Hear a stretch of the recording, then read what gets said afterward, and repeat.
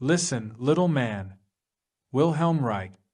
You sanctimonious Philistines, who scoff at me.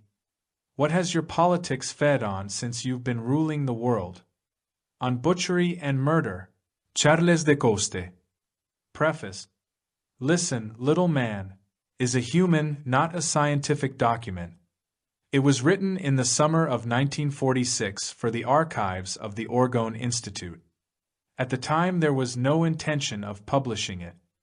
It reflects the inner turmoil of a scientist and physician who had observed the little man for many years and seen, first with astonishment, then with horror, what he does to himself. How he suffers, rebels, honors his enemies and murders his friends. How, wherever he acquires power in the name of the people, he misuses it and transforms it into something more cruel than the tyranny he had previously suffered at the hands of upper-class sadists. This appeal to the little man was a silent response to gossip and slander. When it was written, no one could foresee that a government agency charged with the safeguard of public health, in league with politicians and psychoanalytical careerists, would unleash an attack on Orgone research. The decision to publish this appeal as a historical document was made in 1947, when the emotional plague conspired to kill Orgone research, not to prove it unsound but to kill it by defamation. It was felt that the common man must learn what a scientist and psychiatrist actually is and what he, the little man, looks like to his experienced eye. He must be made acquainted with the reality which alone can counteract his ruinous craving for authority and be told very clearly what a grave responsibility he bears in everything he does. Whether he is working, loving, hating, or just talking. He must learn how he gets to be a black or red fascist.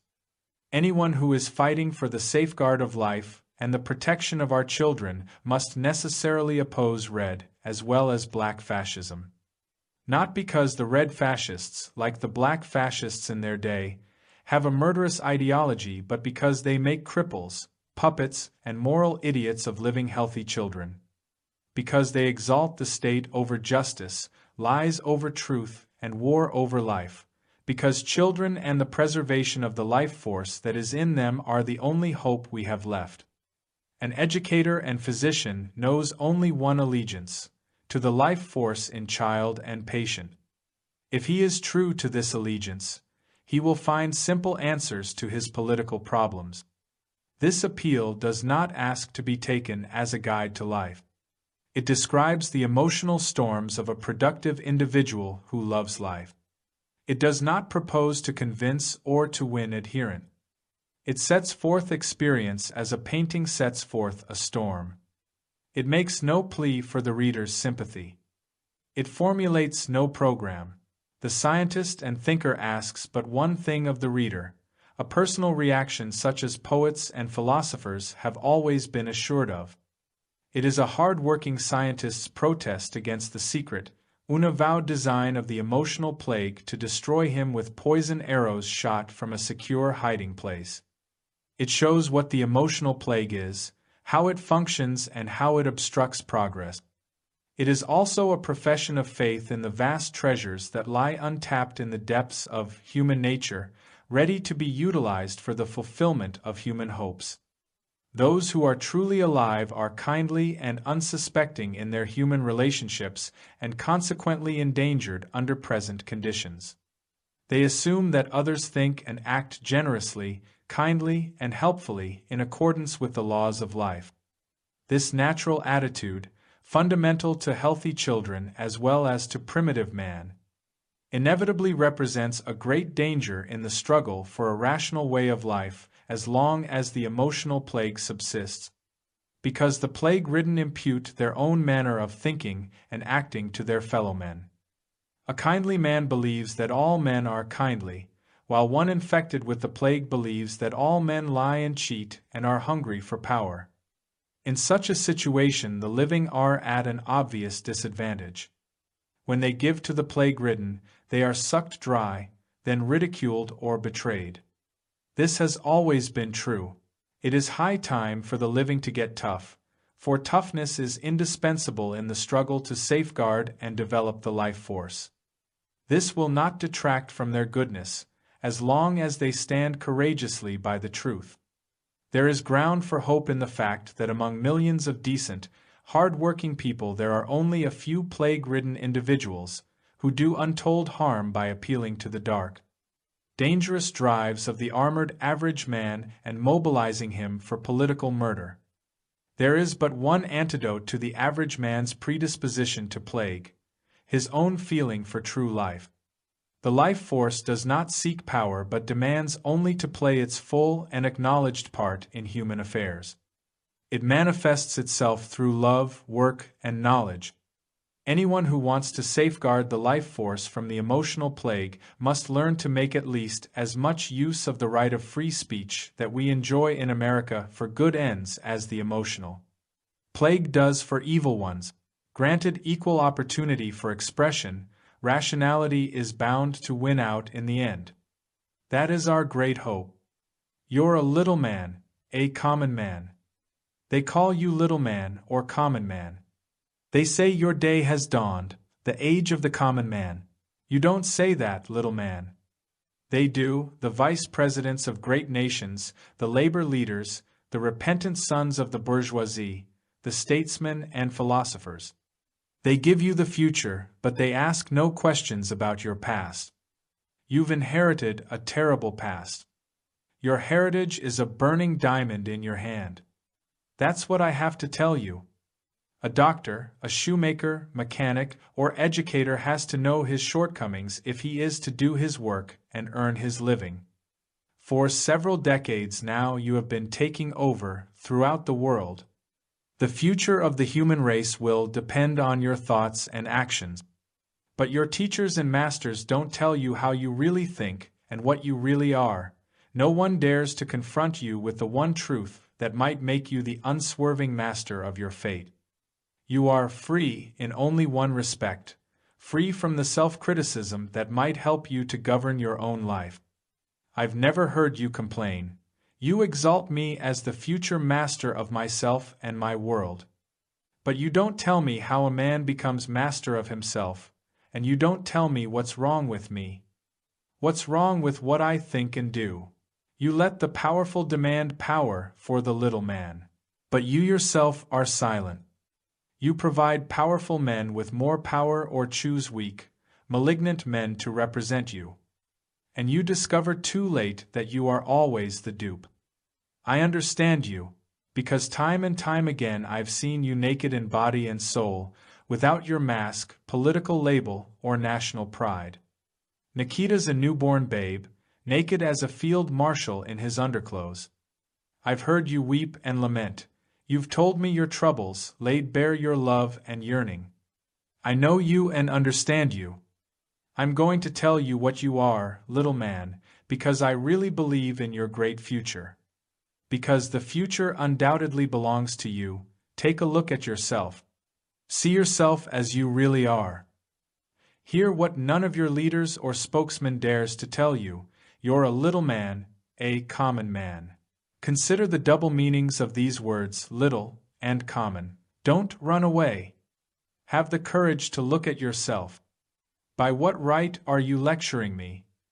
I see the question in your frightened eyes. I hear it on your insolent tongue, little man. You are afraid to look at yourself, little man, you're afraid of criticism, and afraid of the power that is promised you. What use will you make of your power? You don't know. You're afraid to think that yourself, the man you feel yourself to be, might someday be different from what it is now, free rather than cowed, candid rather than scheming. Capable of loving, not like a thief in the night but in broad daylight. You despise yourself, little man. You say, who am I that I should have an opinion, govern my life, and call the world mine? You're right. Who are you to lay claim to your life? I will tell you who you are. You differ from a great man in only one respect. The great man was once a very little man, but he developed one important quality. He recognized the smallness and narrowness of his thoughts and actions. Under the pressure of some task which meant a great deal to him, He learned to see how his smallness, his pettiness, endangered his happiness. In other words, a great man knows when and in what way he is a little man. A little man does not know he is little and is afraid to know. He hides his pettiness and narrowness behind illusions of strength and greatness, someone else's strength and greatness. He's proud of his great generals but not of himself. He admires an idea he has not had, not one he has had. The less he understands something, the more firmly he believes in it. And the better he understands an idea, the less he believes in it. Let me begin with the little man in myself. For 25 years I've been speaking and writing in defense of your right to happiness in this world, condemning your inability to take what is your due, to secure what you won in bloody battles on the barricades of Paris and Vienna, in the American Civil War, in the Russian Revolution. Your Paris ended with Pétain and Laval, your Vienna with Hitler, your Russia with Stalin, and your America may well end in the rule of the Ku Klux Klan. You've been more successful in winning your freedom than in securing it for yourself and others. This I knew long ago. What I did not understand was why time and again, after fighting your way out of a swamp, you sank into a worse one. Then, groping and cautiously looking about me, I gradually found out what has enslaved you. Your slave driver is you yourself. No one is to blame for your slavery but you yourself. No one else, I say. That's news to you, isn't it? Your liberators tell you that your oppressors are Wilhelm, Nicholas, Pope Gregory the 28th, Morgan, Krupp, and Ford. And who are your liberators? Mussolini, Napoleon, Hitler, and Stalin. Your slave driver is yourself. I say, only you yourself can be your liberator. At this point I hesitate. I claim to be a fighter for purity and truth. But now, after resolving to tell you the truth about yourself, I hesitate for fear of you and your attitude toward the truth. Truth is dangerous when it concerns you. Truth can be salutary, but any mob can preempt it. If that were not so, you would not be where you are. My reason says, tell the truth at any cost. The little man in me says, it would be stupid to put yourself at the mercy of the little man. The little man doesn't want to hear the truth about himself. He doesn't want the great responsibility that has fallen to him, that is his whether he likes it or not. He wants to go on being a little man, or to become a little big man. He wants to get rich or become a party leader or head of the VFW or secretary of a society for moral uplift. But he does not want to assume responsibility for his work, for food supply, construction, mining, transportation, education, scientific research, administration, or what have you. Only you yourself can be your liberator. The little man in me says, you have become a great man, known in Germany, Austria, Scandinavia, England, America, and Palestine. The communists attack you. The saviors of cultural values hate you. The sufferers from the emotional plague persecute you. You have written 12 books and 150 articles about the misery of life, the misery of the little man. Your work is taught at universities. Other great, lonely men say you're a very great man. You are ranked among the giants of scientific thought. You have made the greatest discovery in centuries, for you have discovered cosmic life energy and the laws of living matter. You have provided an understanding of cancer. You told the truth, for that you have been hunted from country to country. You've earned a rest. Enjoy your success and your fame. In a few years your name will be on all lip. You've done enough. Take it easy. Devote yourself to your work on the functional law of nature. That's what the little man in me says, because he's afraid of you, little man. I was in close contact with you for many years, because I knew your life through my own and wanted to help you. I remained in contact with you, because I saw that I was indeed helping you and that you accepted my help willingly, often with tears in your eyes. Only very gradually did I come to see that you are capable of accepting help but not of defending it. I defended it and fought hard for you in your stead. Then your leaders came and shattered my work. You followed them without a murmur. After that I remained in contact with you in the hope of finding a way to help you without being destroyed by you, either as your leader or as your victim. The little man in me wanted to win you over, to save you, to be regarded by you with the awe that you have of higher mathematics, because you have no inkling of what it is. The less you understand, the greater your awe. You know Hitler better than Nietzsche, Napoleon better than Pestalozzi. A king means more to you than Sigmund Freud. The little man in me aspires to win you over, as you are ordinarily won over, with the tom-tom of leadership. I am afraid of you when the little man in me dreams of leading you to freedom. You might discover yourself in me and me in yourself, take fright, and murder yourself in me. For this reason I am no longer willing to die for your freedom to be an indiscriminate slave. You don't understand. I am aware that freedom to be an indiscriminate slave is anything but a simple idea. An indiscriminate slave, in order to progress from the status of faithful slave to a single master and become an indiscriminate slave, you must first kill the individual oppressor, the Tsar for instance. You cannot commit such a political murder without revolutionary motives and a lofty ideal of freedom.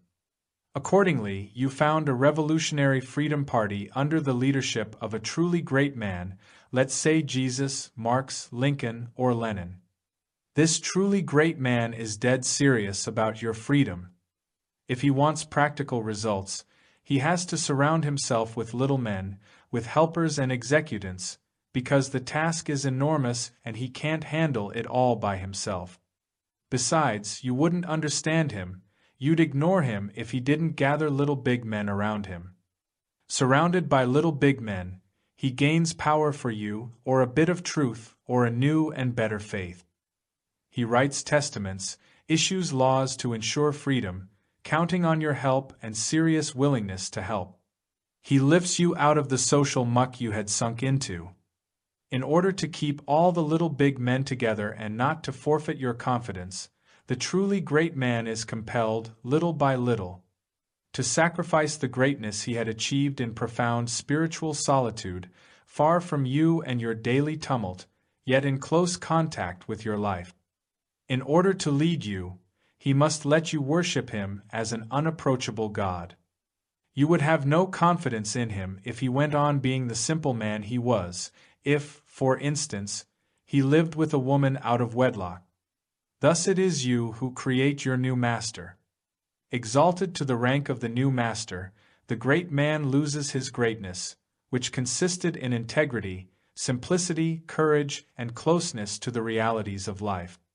The little big men, who derive their prestige from the great man, take over the leading positions in finance, diplomacy, government, the arts and sciences, and you stay where you have been all along, in the muck. You continue to go about in rags for the sake of the socialist future or the Third Reich. You continue to live in mud huts daubed with cow dung. But you're proud of your palace of people's culture. You're satisfied with the illusion that you hold power, until the next war and the downfall of the new masters. Little big man, in far countries little men have closely studied your longing to be an indiscriminate slave. It has taught them how to become little big men with very little mental effort. These little men were not born in mansions, they rose from your ranks. They have gone hungry like you, suffered like you. And they have found a quicker way of changing masters. For 100 years truly great thinkers made unstinting sacrifices, devoting their minds and lives to your freedom and well-being. The little men from your own ranks have found out that no such effort is needed. What truly great thinkers had achieved in a century of hardship and earnest thought they have managed to destroy in less than 5 years. Yes, the little men from your own ranks have found a shortcut. Their method is more blatant and brutal. They tell you in so many words that you and your life your children and family, count for nothing, that you are a feeble-minded flunky to be treated as it suits them. They promise you not individual but national freedom. They say nothing of self-respect but tell you to respect the state. They promise you not personal greatness but national greatness. Since individual freedom and individual greatness mean nothing to you, while national freedom and national interest stimulate your vocal cords in very much the same way as bones bring the water to a dog's mouth, the sound of these words makes you cheer. None of these little men pays the price that Giordano Bruno, Jesus, Karl Marx, or Lincoln had to pay for genuine freedom. They don't love you, little man, they despise you because you despise yourself. They know you through and through, much better than Rockefeller or the Tories know you. They know your worst weaknesses, as you ought to know them. They have sacrificed you to a symbol, and you have given them power over you. You yourself have raised up your masters and you go on supporting them although, or perhaps because, they have cast off all masks. They have told you plainly, you are and always will be an inferior, incapable of responsibility. You call them guides or redeemers and shout hurrah, hurrah. Guides and redeemers. I'm afraid of you, little man, very much afraid, because the future of mankind depends on you. I'm afraid of you because your main aim in life is to escape from yourself. You're sick, little man, very sick. It's not your fault, but it's your responsibility to get well. You'd have shaken off your oppressors long ago if you hadn't countenanced oppression and often given it your direct support. No police force in the world would have had the power to crush you if you had an ounce of self-respect in your daily life, if you were aware, really aware, that without you life could not go on for 1 hour. Has your liberator told you this? He called you workers of the world, but he didn't tell you that you and you alone are responsible for your life, and not for the honor of the fatherland. You've got to realize that you have raised up your little men to be oppressors, and made martyrs of your truly great men, that you have crucified and stoned them, or let them starve. That you have never given a moment's thought to them or to what they have done for you, that you haven't the faintest idea who brought you the true benefits of your life. Before I trust you, I want to know where you stand. When I tell you where I stand, you'll go running to the district attorney or the Committee on Un-American Activities, or the FBI or the GPU or your favorite scandal sheet or the Ku Klux Klan or the various leaders of the world. Proletariat. I am neither a white nor a black nor a red nor a yellow. I am neither a Christian nor a Jew nor a Mohammedan nor a Mormon. I am neither a polygamist nor a homosexual nor an anarchist. I embrace a woman because I love and desire her, not because I have a marriage certificate or because I'm sex-starved. I don't beat children. I don't fish or hunt, even though I'm a good shot and enjoy shooting at targets. I don't play bridge and I don't give parties to air my ideas. If my ideas are sound, they'll air themselves. I don't submit my work to any medical authority unless he understands it better than I do. And I decide who understands my discoveries and who doesn't. I observe to the letter all laws that make sense but combat those that are obsolete or absurd. Don't go running to the district attorney, little man. If he's an honest man, he does the same. I want children and young people to enjoy physical love without hindrance. I do not believe that to be religious in the best, authentic sense a man has to destroy his love life and mummify himself, body and soul.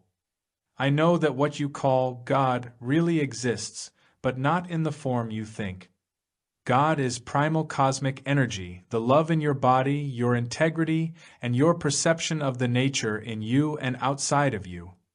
If anyone, on any pretext whatsoever, tried to interfere with my work as a physician or educator, I'd throw him out.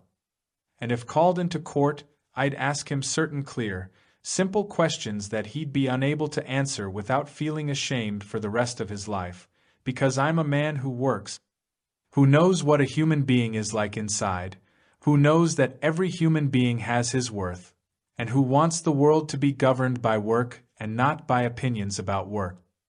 I have my own opinion, and I can distinguish lies from the truth, which I use as a tool every hour of the day, which I clean when I finish using it, and keep clean. I'm afraid of you, little man, very much afraid. I haven't always been so. I myself was a little man among millions of little men. Then I became a scientist and psychiatrist.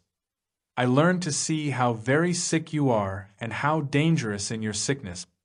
I learned to see that it's your own psychic disorder and not any superior power outside you that holds you down daily, hourly, even in the absence of external coercion.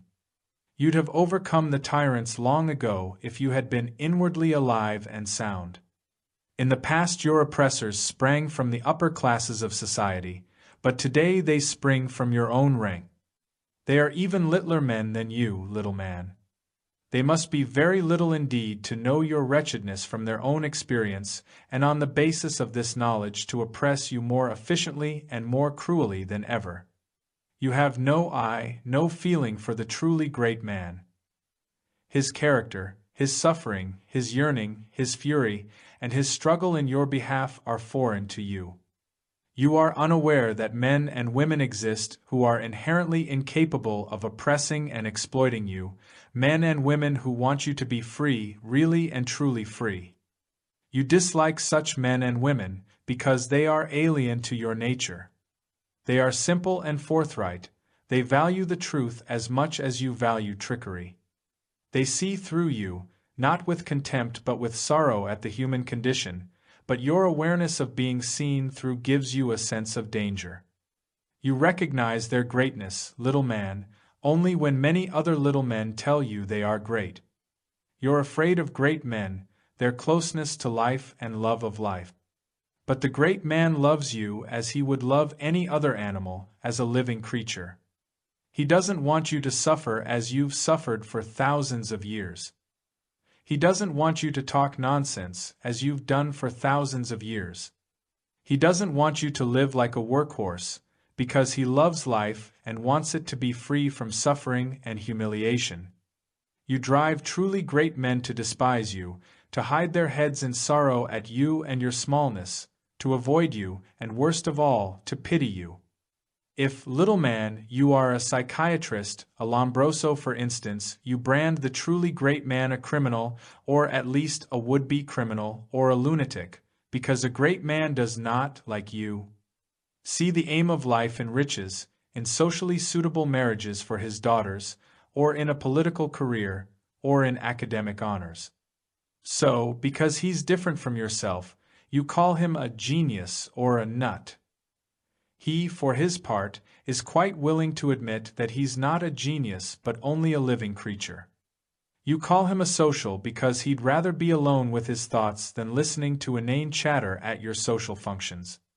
You say he's crazy because he spends his money on scientific research instead of investing it in stocks as you do. You dare, little man, in your abysmal degeneracy, to call a simple, straightforward man abnormal. You measure him against yourself and your petty standards of normalcy and find him wanting. You fail to see, little man, you refuse to recognize that you're driving this man, who loves you and wants only to help you, from all social life, because in drawing room and barroom alike, you've made it unbearable, who made him what he is today after decades of desperate suffering. You did, with your unscrupulousness, your narrow-mindedness, your crooked thinking, and your eternal truths, which are incapable of surviving 10 years of social development. Just think of all the certainties you've sworn by in the years between the First and Second World Wars alone. Tell me frankly, how much have you retracted? Nothing, little man. A great man is cautious in his thinking, but once he commits himself to an idea, he thinks far ahead. And you, little man, treat him like a pariah when his idea proves to be sound and long-lived, and yours a piddling flash in the pan. By making him into a pariah, you sow the terrible seed of loneliness in him. not the seed that engenders great actions but the seed of fear, the fear of being misunderstood and abused by you. For you are the people, public opinion, social conscience. Have you, little man, ever stopped to think of the enormous responsibility this implies? Have you ever asked yourself, tell the truth now, whether, from the standpoint of long-term social development, or of nature, or of great human achievement, that of a Jesus, for example, your thinking is right or wrong? No, you never ask yourself whether your thinking is right or wrong. You ask yourself what your neighbor will say about it, or whether, if you do right, it will cost you money. That's what you ask yourself, little man, that and nothing else. Inane chatter at your social functions. After driving the great man into solitude, you forgot what you did to him. You merely talked more nonsense, played another dirty trick, inflicted another deep hurt. You forget, but a great man doesn't forget. He doesn't plot revenge but tries to understand why you behave so miserably. I know that too is beyond you. But believe me, even if you hurt him any number of times, even if you inflict wounds that can never heal, even if a moment after your petty misdeed you forget what you've done, the great man suffers for your misdeeds in your stead, not because they are great but because they are petty.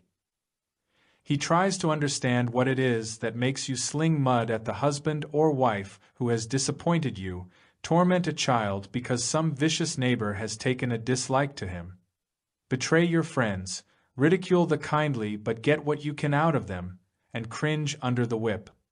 He tries to understand what makes you take what is given, give what is demanded of you, but never give freely and lovingly. What makes you kick those who are down or on the way down, lie instead of telling the truth, and persecute not lies but the truth. Little man, you're always on the side of the persecutors.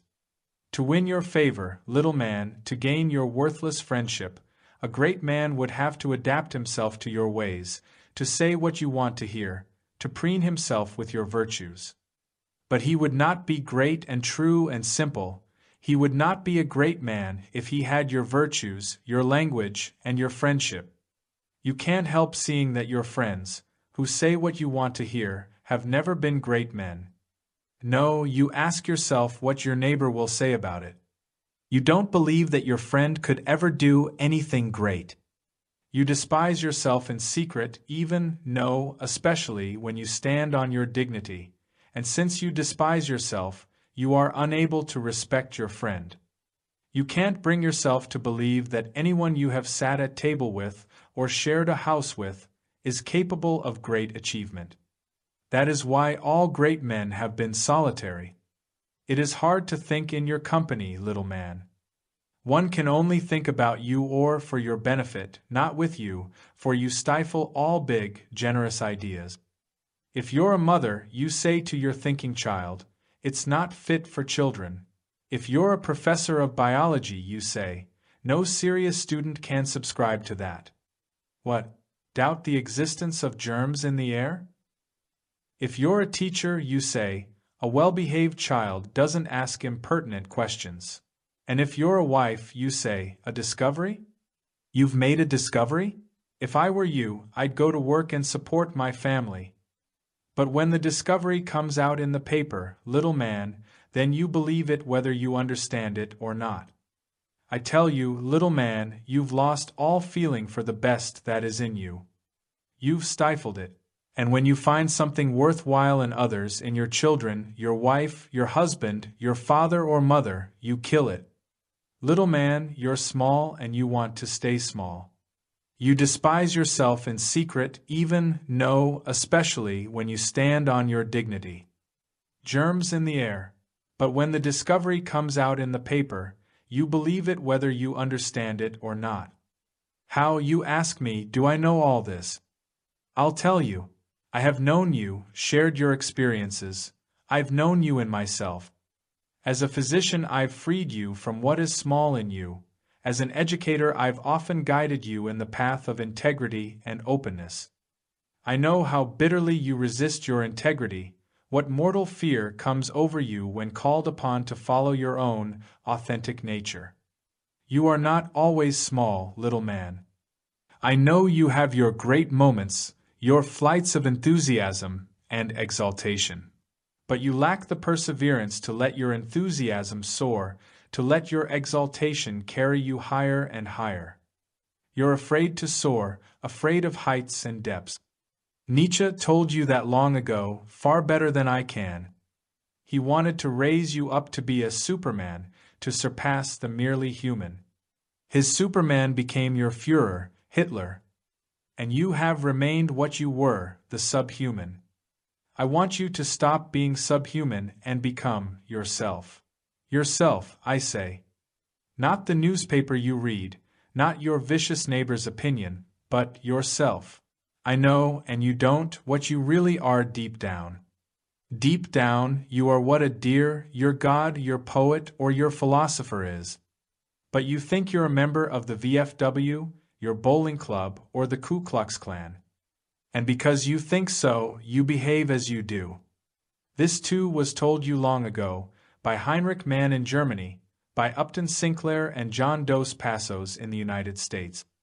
But you recognized neither Mann nor Sinclair. You recognize only the heavyweight champion and Al Capone. If given your choice between a library and a fight, you'll undoubtedly go to the fight. You plead for happiness in life, but security means more to you, even if it costs you your backbone or wrecks your whole life. Since you have never learned to seize upon happiness, to enjoy it and safeguard it, you lack the courage of integrity. Shall I tell you, little man, what kind of man you are? You listen to commercials on the radio, advertisements for laxatives, toothpaste, shoe polish, deodorants, and so on. But you are unaware of the abysmal stupidity, the abominable bad taste of the siren's tones calculated to catch your ear. Have you ever listened closely to a nightclub entertainer's jokes about you? About himself, and your whole wretched world. Listen to your advertisements for better bowel movements and learn who and what you are. You're afraid to soar, afraid of heights and depths. You plead for happiness in life, but security means more to you. Listen, little man, every single one of your petty misdeeds throws a light on the wretchedness of human life. Every one of your petty actions diminishes the hope of improving your lot just a little more. That is ground for sorrow, little man, for deep, heartbreaking sorrow. To avert such sorrow you make silly little jokes. That's what you call your sense of humor. You hear a joke about yourself and you join in the laughter. You don't laugh because you appreciate humor at your own expense. You laugh at the little man without suspecting that you are laughing at yourself, that the joke is on you. And all the millions of little men fail to realize that the joke is on them. Why have you been laughed at so heartily, so openly, so maliciously down through the centuries? Have you ever noticed how ridiculous the common people are made to look in the movies? I will tell you why you are laughed at, little man, because I take you seriously, very seriously. Invariably you miss the truth in your thinking. You remind me of the whimsical sharpshooter who purposely misses the bull's eye by a hair's breadth. You disagree? I'll prove it. You hear a joke about yourself and you join in the laughter. You could have become the master of your existence long ago if your thinking aimed at the truth. I'll give you an example of your thinking. It's all the fault of the Jews, you say. What's a Jew? I ask. People with Jewish blood, you say. How do you distinguish Jewish blood from other blood? The question baffles you. You hesitate. Then you say, I meant the Jewish race. What's race? I ask. Race? That's obvious. Just as there's a Germanic race, there's a Jewish race. What are the characteristics of the Jewish race? A Jew has black hair, a long hooked nose, and sharp eyes. The Jews are greedy and capitalistic. Have you ever seen a Southern Frenchman or an Italian side by side with a Jew? Can you distinguish between them? No, not really. Then what's a Jew? His blood picture is the same as everyone else's. His appearance is no different from that of a Frenchman or an Italian. On the other hand, have you ever seen any German Jews? They look like Germans. What's a German? A German is a member of the Nordic Aryan race. Are the Indians Aryans? Yes. Are they Nordics? No. Are they blonde? No. See? You don't even know what a Jew or a German is. But Jews do exist. Of course Jews exist. So do Christians and Mohammedans. That's right. I meant the Jewish religion. Was Roosevelt a Dutchman? No. Why do you call a descendant of David a Jew if you don't call Roosevelt a Dutchman? The Jews are different. What's different? I don't know. That's the kind of rubbish you talk, little man. And with such rubbish you set up armed gangs that kill 10 million people for being Jews, though you can't even tell me what a Jew is. That's why you're laughed at, why anybody with anything serious to do steers clear of you. That's why you're up to your neck in muck. It makes you feel superior to call someone a Jew. It makes you feel superior because you feel inferior. You feel inferior because you yourself are exactly what you want to kill off in the people you call Jews. That's just a sampling of the truth about you, little man. When you contemptuously call someone a Jew, your sense of your own littleness is relieved. I discovered that only recently. You call anyone who arouses too much or too little respect in you a Jew. And as if you'd been sent down to earth by some higher power, you take it on yourself to decide who is a Jew. I contest that right, regardless of whether you're a little Aryan or a little Jew. No one but myself is entitled to say what I am. I am a biological and cultural mongrel and proud of it. In mind and body, I am a product of all classes and races and nations. I don't pretend to be racially or socially pure like you, or a chauvinist like you, petty fascist of all nations, races, and classes. I'm told that you didn't want a Jewish engineer in Palestine because he was uncircumcised. I have nothing more in common with Jewish fascists than with any other fascist. I am moved by no feeling for the Jewish language, Jewish religion, or Jewish culture. I believe in the Jewish God no more than in the Christian or Indian God, but I know where you get your God. I don't believe that the Jews are God's chosen people. I believe that someday the Jewish people will lose themselves among the masses of human animals on this planet, and that this will be a good thing for them and their descendants. You don't like to hear that, little Jewish man. You harp on your Jewishness because you despise yourself and those close to you as Jews. The Jew himself is the worst Jew-hater of all. That's an old truth. But I don't despise you and I don't hate you. I simply have nothing in common with you, at any rate no more than with a Chinese or a raccoon, namely, our common origin in cosmic matter. Why do you stop at Shem, little Jew? Why not go back to protoplasm? To my mind, life begins with plasmatic contraction, not with rabbinic theology. It took many millions of years for you to evolve from a jellyfish to a terrestrial biped. You have been living in bodily rigidity, your present aberration, for only 6,000 years. It will take you 100 or 500 or 5,000 years to rediscover the nature in yourself, the jellyfish in you. It took many millions of years for you to evolve from a jellyfish to a terrestrial biped. You have lived in bodily rigidity, your present aberration, for only 6,000 years. I have discovered the jellyfish in you and have described it to you clearly. The first time you heard of it, you proclaimed me a new genius. You remember, no doubt, it was in Scandinavia, when you were casting about for a new Lenin. I had other things to do and declined the honor. You also proclaimed me a new Darwin, Marx, Pasteur, and Freud. Even then I told you that you'd be able to speak and write as well as I do if only, oh, you chosen little man, you'd stop shouting hurrah, hurrah. because these cries of victory becloud your reason and stultify your creative nature. Is it not true, little man, that you persecute unwed mothers as immoral? Is it not true that you draw a sharp distinction between legitimate and illegitimate children? What a pitiful creature you are to be running around loose in this vale of tears. You don't know the meaning of your own words.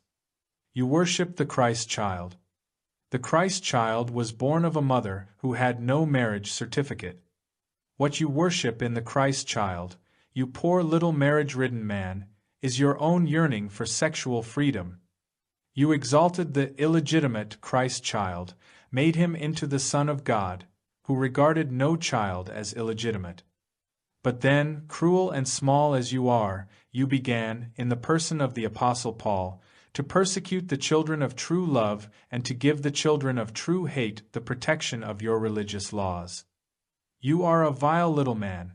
You drive your cars across bridges conceived by the great Galileo. Do you know, little man of all countries, that the great Galileo begot 3 children without a marriage certificate? You don't tell your schoolchildren that. And wasn't that one of your reasons for persecuting Galileo? And little man in the fatherland of all the Slavic peoples, do you know that when he came to power, the great Lenin, father of all the workers of the world or of all the Slavs, abolished your compulsory marriage? Do you know that he himself had lived with a woman out of wedlock? Of this you made a secret, didn't you, little man? And then, through your great leader of all the Slavs, you revived the old marriage laws because you were incapable of embodying Lenin's great deed in your lives? Of all that you know nothing. What are truth, history, and the struggle for your freedom to you? And who are you, anyway, to have an opinion of your own?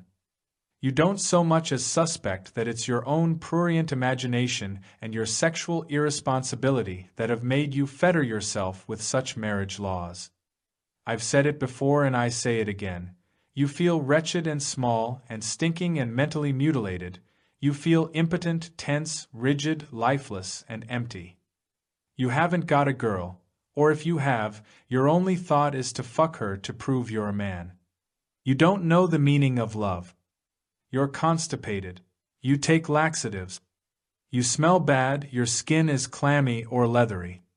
You have no feeling for the child in your arms, so you want to turn him into a little whipped dog. All your life you've been tormented by your impotence. Creeps into all your thoughts. It interferes with your work. Your wife has left you because you couldn't give her love. You suffer from compulsions, cardiac anxiety, and nervous tensions. You can't stop thinking about sex. Somebody tells you about my sex economy, tells you that I understand you and want to help you. I want to enable you to have your sexual life at night so you can work in the daytime, free from thoughts about sex. I want your wife to be happy in your arms and not desperate. I want your children to be rosy-cheeked and not pale, loving and not cruel. But you say, sex isn't the only thing in life. There are other, more important things. That's the way you are, little man. Or maybe, little man, you're a Marxist, a professional revolutionary, a future leader of the workers of the world, a future father of some Soviet fatherland. You want to free the world from its sufferings. The misguided workers run away from you and you run after them, shouting, "Stop, stop, ye toiling masses! Can't you see that I'm your liberator? Why won't you admit it? Down with capitalism! I put life into your masses, little revolutionary. I show them the wretchedness of their petty lives. They listen to me, they glow with hope and enthusiasm and run to your organizations because they expect to find me there. And what do? Sex is a petit bourgeois aberration, you say. Everything depends on economic factors.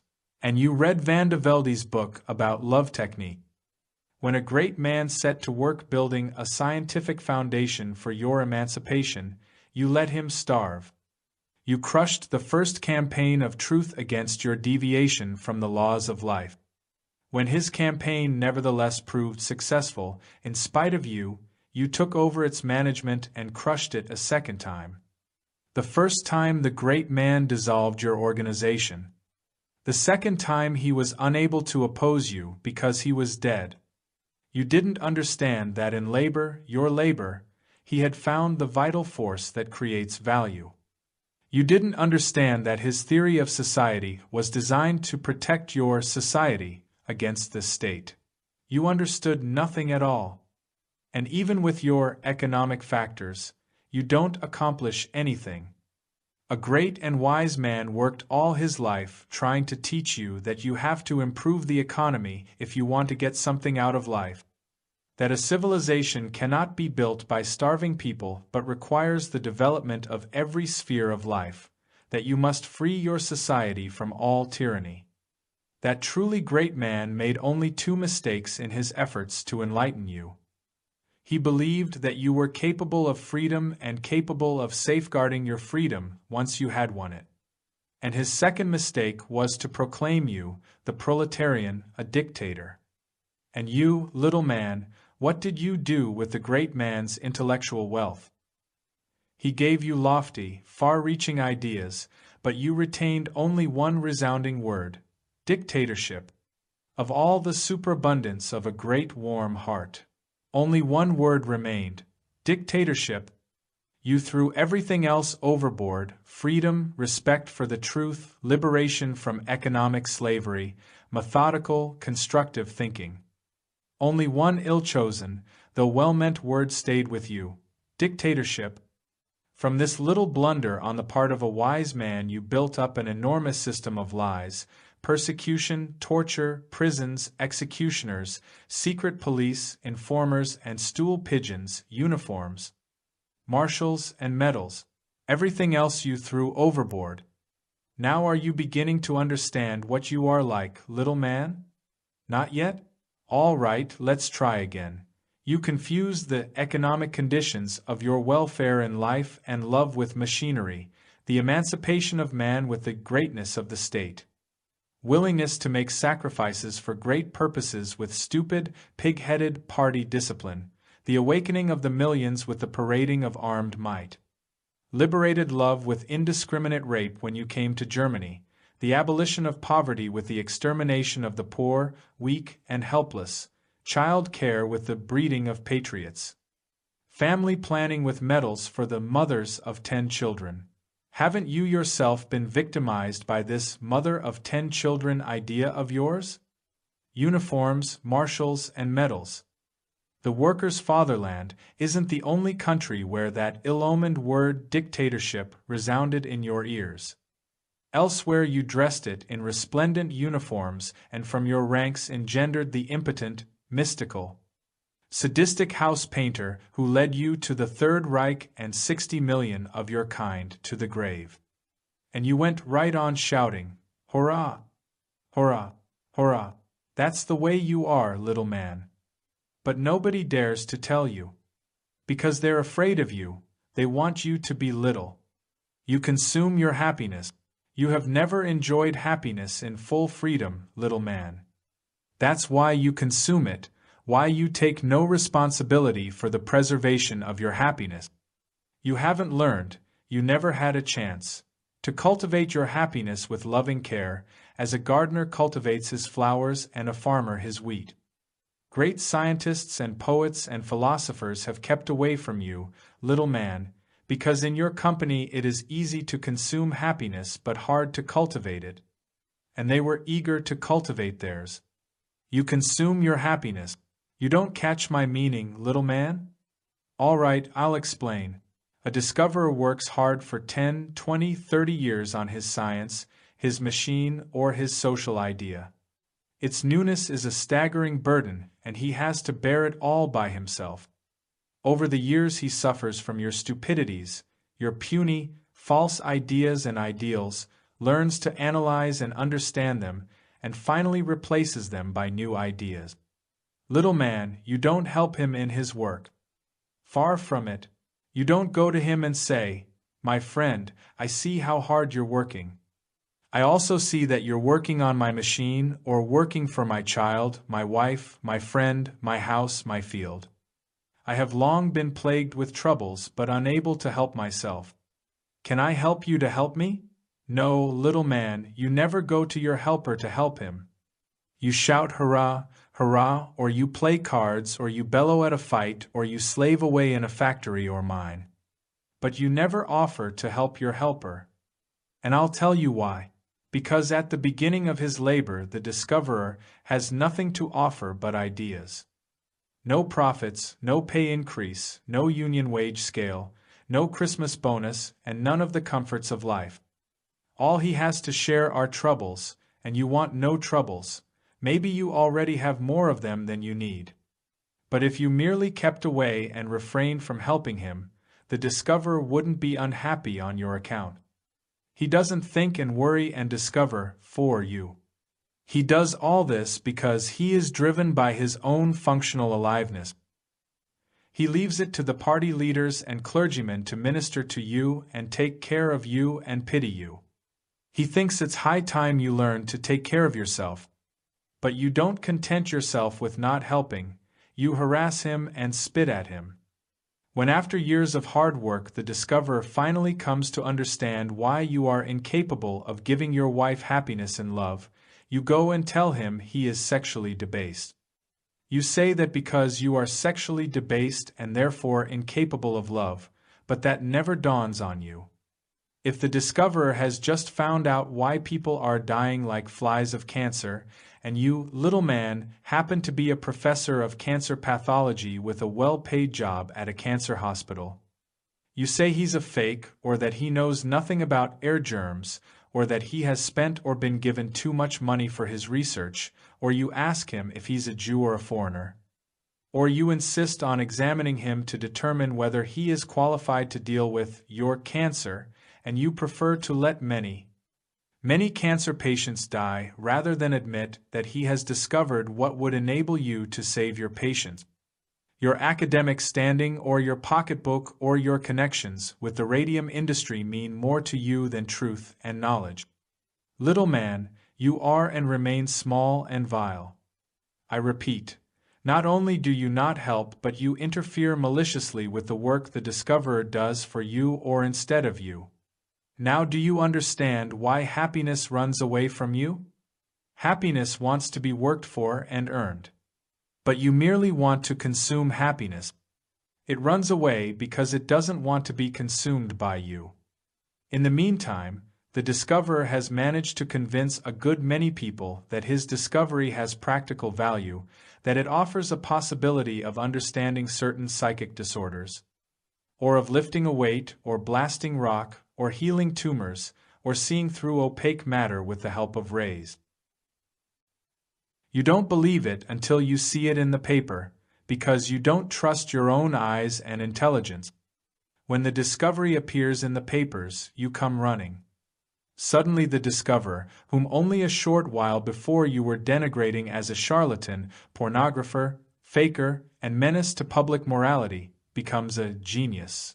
You don't know what a genius is, little man, any more than you know what a Jew or truth or happiness is. Let me tell you what Jack London said about genius in his Martin Eden. I'm sure millions of you have read it, but you haven't understood. Genius is the trademark you paste on your products when you put them up for sale.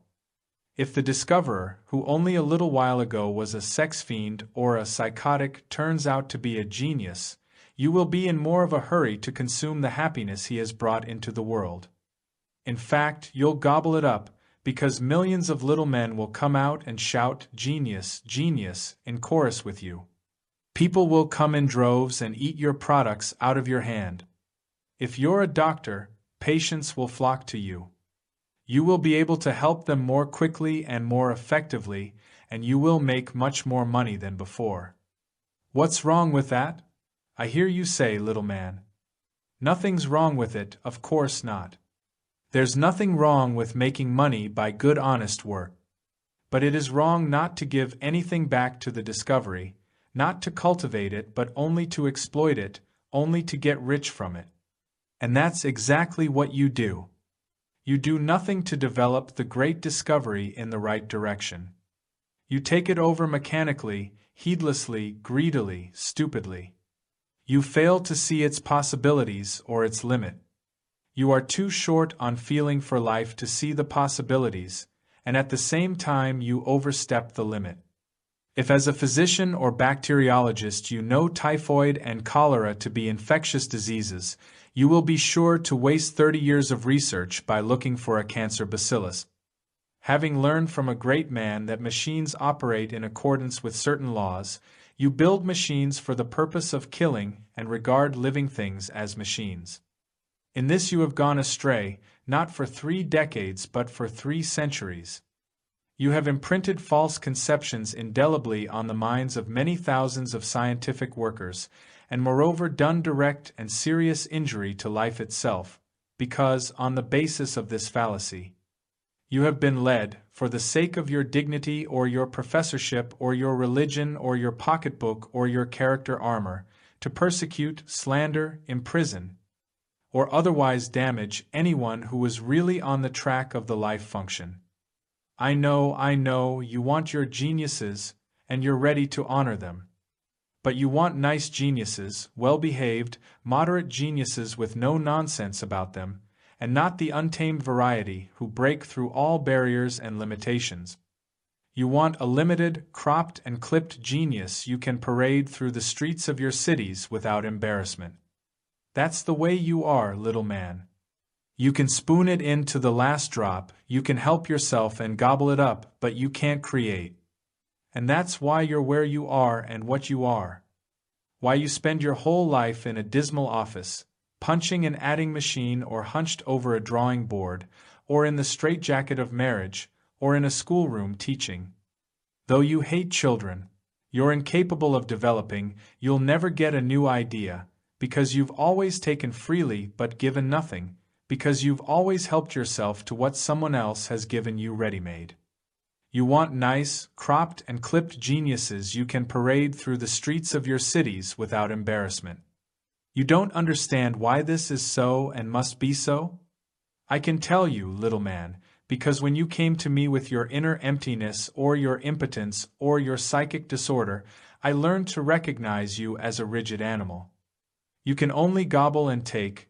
You're incapable of creating or giving, because your basic bodily attitude is one of holding back and of defiant mistrust.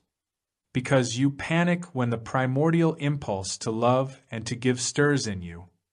That's why you're afraid of giving. And essentially your way of taking means only one thing. You have to stuff yourself full of money, food, happiness, and knowledge because you feel empty, starved, and unhappy, devoid both of true knowledge and the desire for knowledge. That's why you go to such lengths to sidestep the truth, little man. The truth might arouse a love reflex. It might, in fact it would, show you what I'm trying, if only inadequately, to show you now. And that, little man, you don't want. You want only to be a consumer and a patriot. Did you hear that? He's attacking patriotism, the mainstay of the state and of its germ cell, the family. This must be stopped. That's the way you yell, little man, when someone calls your attention to your psychic constipation. You don't want to know, you don't want to listen. You want to shout hurrah. I let you shout hurrah, but you won't let me tell you why you're incapable of happiness. I see fear in your eyes, because my question hits you deep down. You're in favor of religious tolerance. You demand freedom to love your religion, whatever it may be. So far so good. But you want more than that, you want everybody to observe your religion. You're tolerant toward your religion but no other. And it sends you into a rage that anyone should worship not a personal God but nature, that he should love nature and try to understand it. When a married couple find they can no longer live together, you want one member to hale the other into court with accusations of immorality or brutality. And oh, you puny descendant of great rebels, you refuse to countenance divorce by common consent. You're afraid of your own prurience. You want the truth in a mirror, where you can't take hold of it and it can't take hold of you. Your chauvinism, little man, springs from your bodily rigidity, from your mental constipation. I don't say this to scoff at you, I say it because I'm your friend, even if you tend to kill your friends when they tell you the truth. Take a look at your patriots. They don't walk, they march. They don't hate their true enemy. They have hereditary enemies who change every 10 years, from sworn enemy to lifelong friend and back again to sworn enemy. They don't sing songs, they bellow anthems. They don't embrace their girls, they fuck them and tot up their score for the night. The worst you can do is kill me, just as you've liquidated so many of your true friends. Jesus, Rathenau, the warm-hearted Karl Liebknecht, Lincoln, and many more. But patriotism has liquidated you, little man, trampled and crushed you by the millions. And still you're determined to go on being a patriot. You yearn for love, you love your work and live on it, and your work lives on my knowledge and that of others. Love, work, and knowledge know no fatherlands, no customs barriers, no uniforms. But you want to be a little patriot because you're afraid of true love, afraid of taking responsibility for your own work, and mortally afraid of knowledge. That is why you can only spoon up the love, work, and knowledge of others and can never create. That is why you steal your happiness like a thief in the night, why the sight of true happiness turns you green with envy. Stop thief. He's a foreigner, an immigrant. Whereas I'm a German, an American, a Dane, a Norwegian. That's why you steal your happiness like a thief in the night. Stop foaming at the mouth, little man. You are and always will be an immigrant and an emigrant. You immigrated into this world by pure accident and will emigrate from it without fanfare. You screech because you're afraid, mortally afraid. You feel that your body is growing rigid and gradually drying up. That's why you're afraid, why you call for your police. But even your police have no power over the truth. Even your policeman comes to me with his troubles. His wife's in bad shape, his children are sick. His uniform and revolver hide what's human in him. But he can't hide it from me. I've seen your policeman naked. Is he registered with the police? Are his papers in order? Has he paid his taxes? Investigate him. The honor and security of the nation are at stake. You screech because you're afraid. Yes, little man, I've always been properly registered, I've always paid my taxes. It's not the honor and security of the nation that you're worried about. You're scared to death that I might show you to the world as I've seen you in my consultation room. That's why you're trying so hard to have me jailed for sedition. I know you, little man. If you happen to be a district attorney, your aim in life is not to uphold justice. No, what you're after is a sensational case that will get you a promotion. That's what all little district attorneys are after. Your treatment of Socrates was a case in point. But you never learn from history. You murdered Socrates, and that's why you're still in the muck. That's right. You murdered Socrates, and to this day you don't know it. You accused him of undermining your morality. He's still undermining it, you poor little man. You murdered his body but not his spirit. And you're still committing murder in the name of law and order, but you do it in a cowardly, underhanded way. You don't dare look me in the eye when you accuse me of immorality, because you know which of us two is immoral, prurient, and obscene. Somebody once said that among all his many friends he could think of only one who had never told a dirty joke. He was referring to me. Little man, whether you're a district attorney, a judge, or a chief of police, I know your dirty joke. And I know where they come from. So I'd advise you to keep quiet. In a pinch you might succeed in proving that my last tax payment was $100 too short, or that I've crossed a state line with a woman, or that I've spoken kindly to a child. It's on your lips, not mine, that such statements come to sound ugly and obscene, because of what your low pettifogging mind reads into them. And because you can't behave in any other way, you think I'm like you. No, my little man, I'm not like you in these things, and never was. It makes no difference whether you believe me or not. To be sure, you have a revolver and I have knowledge. Each man to his trade. Let me tell you, little man, how you ruin your own life. In 1924 I proposed a scientific study of the human character. You were enthusiastic. In 1928 our work began to show result. You called me an outstanding thinker. In 1933 your publishing house was on the point of bringing out my findings in book form. Hitler had just come to power. I was teaching you to understand that Hitler became powerful because your character is armored. You refused to publish the book, one in which I showed you how you and no one else had produced Hitler. Nevertheless my book appeared and you were enthusiastic.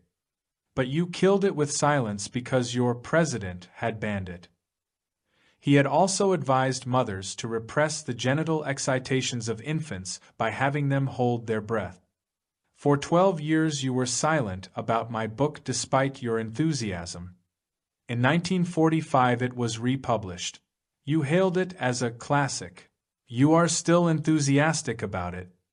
22 years, 22 long, eventful, anguished years have passed since I began to teach you that what matters is not individual therapy but the prevention of psychic disorders. And again you're behaving as you've behaved for thousands of years. For 22 long, fearful years, I taught you that people succumb to madness of one kind or another or live in misery of one kind or another because they have become rigid in body and soul and because they are capable neither of enjoying love nor of giving it, because their bodies cannot, like those of all other animals, convulse in the act of love.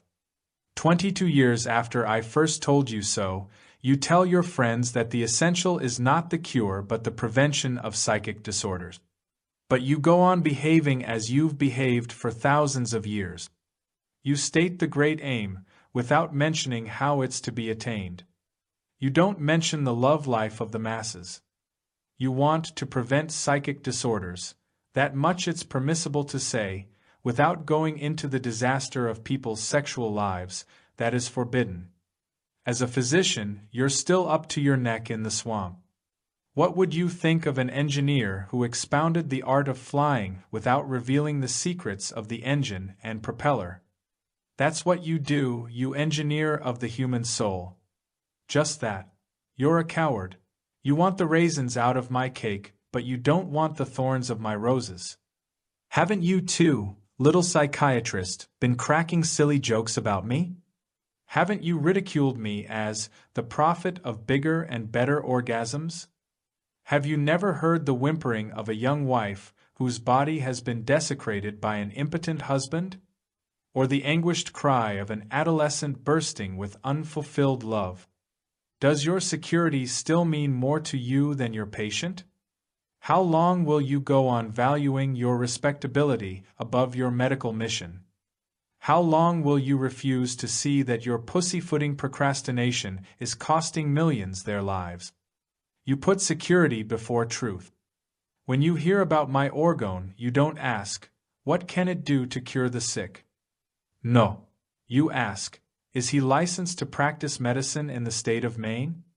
Don't you realize that though you and your wretched licenses can obstruct my work a little, you can't stop it? That I have a worldwide reputation as the discoverer of your emotional plague and the investigator of your life energy, that no one is entitled to examine me unless he knows more than I do? You fritter away your freedom.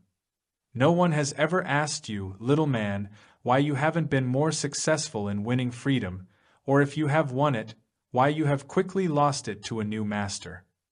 Did you hear that? He has the gall to cast doubt on democracy and the revolutionary upsurge of the workers of the world. Down with the revolutionary, down with the counter-revolutionary. Down. Take it easy, little Führer of all Democrats and of the world proletariat. I am convinced that your real prospects of attaining freedom depend more on the answer to that one question than on 10,000 resolutions of your party congresses. Down with him. He has insulted the nation and the vanguard of the revolutionary proletariat. Down with him. Stand him up against the wall. All your cries of up and down won't bring you one step closer to your goal, little man. You have always thought you could safeguard your freedom by standing people up against the wall. You'd do better to stand yourself up to a mirror. Down with him. Down. Take it easy, little man. I don't mean to insult you, I'm only trying to show you why you've never been able to win freedom, or to preserve it for any length of time. Doesn't that interest you at all? Own. All right, I'll be brief. Let me tell you how the little man in you behaves when you find yourself in a situation of freedom. Suppose you're a student at an institute dedicated to the sexual health of children and adolescents. You're enthusiastic about the brilliant idea, you want to participate in the liberation movement. The following happened in my institute. My students were bending over their microscopes, observing earth bions. You were sitting naked in the orgone accumulator. I called to you, asking you to come and take a look. Whereupon you came bouncing out of the accumulator stark naked, exposing your nudity to the women and young girls. I reprimanded you, but you didn't understand. And I failed to understand why you didn't understand. Later, when we talked it over at length, you admitted that this had been your idea of the freedom you would find at an institute dedicated to the sexual health of children and of all mankind. With my help you soon found out that you had behaved indecently because you despised the institute and its underlying idea. Have I made myself clear? Nothing to say? Then I'll go on. Another example of how you fritter away your freedom. You know, and I know, everybody knows, that you're perpetually sex-starved, that you mentally feel up every member of the opposite sex who comes your way, that you and your friends are constantly telling dirty stories about sex. In short, that you have a sordid, pornographic imagination. One night I heard you marching through the streets, howling in chorus, "We want women! We want women!" Worried about you, I organized clubs, where I hoped you would learn to understand the wretchedness of your life, and to surmount it. You and your friends flocked to these clubs. Why, little man, I thought it was because of a sincere interest in improving your lives. I was slow to discover the real reason. You regarded the clubs as a new kind of brothel where girls could be had free of charge. When that became clear to me, I disbanded the clubs. Not because I thought it was wrong to meet a girl at a club, but because you behaved like a rutting pig. So the clubs were discontinued and once again you remained in the muck. You wish to say something? The proletariat has been corrupted by the bourgeoisie. The leaders of the world proletariat will know what to do. They'll clean up the stable with an iron hand. And anyway, the sexual problem of the proletariat will solve itself. I know exactly what you mean, little man. In the workers' fatherland, they let the sexual problem solve itself. The results could be seen in Berlin when, night after night, the proletarian soldiers raped every woman they could lay hands on. Be still. You know it's true. Your champions of revolutionary honor, your soldiers of proletarian freedom, have disgraced you for centuries to come. You say that could only have happened in war? All right, I'll tell you another true story. Berlin Nights. A coming leader, who hadn't yet made it, was as enthusiastic about sex economy as he was about the dictatorship of the proletariat. He came to me and said, "You're wonderful. Karl Marx taught people how to be economically free. And you taught them how to be sexually free. You said to them, go forth and fuck. Your mind perverts every idea. In your life, my loving embrace becomes an act of pornography. You don't know what I'm talking about, little man. That's why you keep sinking back into the swamp. Little woman, if without any particular vocation you drifted into teaching merely because you had no children of your own, you're doing unconscionable harm. You're supposed to be bringing up children. The rearing of children, if taken seriously, implies the correct handling of their sexuality. In order to handle a child's sexuality correctly, one must know from one's own experience what love is. But you're built like a tub, you're awkward and physically repulsive. That alone is enough to give you a bitter, deep-seated hatred for every attractive, living body. Naturally, I don't blame you for being built like a tub, or for never having experienced love. No healthy man could have loved you, or for failing to understand love in children. But I do blame you for making a virtue of your affliction, of your wrecked, tub-like body, of your lack of beauty and grace and your incapacity for love, and for stifling love in children. That, you ugly little woman, is a crime. Your existence is harmful because you turn healthy children against their healthy fathers, because you treat healthy childlike love as a symptom of disease, because, ugly little woman, not content with looking like a tub, you think and teach like a tub, because instead of withdrawing modestly into a quiet corner of life, you do your best to imprint all life with your ugliness, your tub-like ungainliness, your hypocrisy, and with the bitter hatred that you hide behind your phony smile. And you, little man, leave your healthy children to the mercies of such women, who inject bitterness and venom into their healthy souls. And that is why you are as you are, why you live as you live and think as you think. That is why the world is as it is. This is what you're like, little man. You came to me to learn what I had learned by hard work and struggle. If not for me, you'd be a small, unknown medical practitioner in some small town. I raised you up, I gave you knowledge and my therapeutic skill. I taught you to see how day by day and hour by hour freedom dies out and servitude is fostered. You were given a responsible position as my representative in a distant country. You were free in every sense of the word. I had confidence in your integrity. But you felt inwardly dependent on me because you hadn't been able to make very much of yourself. You needed me because from me you drew knowledge, self-confidence, vision, and above all development. All this I gave you gladly, little man. I asked nothing in return. But then you start saying that I've raped you. You get insolent, imagining that that will make you free. But mistaking insolence for freedom has always been the hallmark of the slave. Invoking your freedom, you refuse to send reports on your work. And now you feel free. Free from cooperation and responsibility. That, little man, is why you and the world are where you are. Not content with looking like a tub, you think and teach like a tub. You do your best to imprint all life with your ugliness, your tub-like ungainliness, your hypocrisy, and with the bitter hatred that you hide behind your phony smile. Have you ever stopped to think, little man, how it feels to be an eagle with a nestful of hen's eggs? The eagle expects them to hatch out into little eagles, which he will raise to be big eagles. But one by one the shells crack and nothing comes out but little chick. In his despair the eagle clings to the hope that the chicks will turn into eagles. But they all grow up to be cackling chickens. When this becomes clear to the eagle, his first impulse is to devour all the chicks and cackling chickens.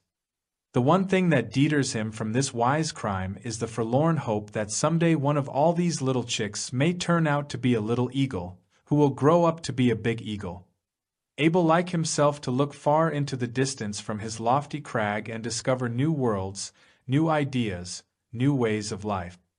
Only this one forlorn hope deters the lonely, sorrowful eagle from devouring all the cackling chicks and chickens. For they don't know that an eagle hatched them. They don't know they are living on a steep, lofty crag, high above the damp, dark valleys. They don't look into the distance like the lonely eagle. All they do is eat and eat and eat what the eagle brings home for them. They creep under his powerful wings for warmth when the storm rages, and he stands up to it unaided. Or when things get too bad, they run away and throw sharp little stones at him from their hiding places, deliberately trying to hurt him. Under the first impact of their treachery, he is about to devour them. But he thinks it over and feels sorry for them. Someday, he thinks and hopes, Someday a little eagle will surely turn up among all the cackling, gobbling, short-sighted chickens, a little eagle who will grow up to be like himself. The eagle's chicks. To this day, the lonely eagle has not given up his great hope. He is still hatching out little chicks. You don't want to be an eagle, little man, and that's why the vultures devour you. You're afraid of eagles. That's why you live in herds and are devoured in herds. Because some of your hens have hatched out vulture eggs. And the vultures have become your leaders in your fight against the eagles, who wanted to lead you to faraway, better worlds. The vultures taught you to eat carrion, to content yourselves with a few crumbs of grain, and to shout, Heil, great vulture! And now you're starving and dying in great herds, and you're still afraid of the eagles who hatch out your chicks.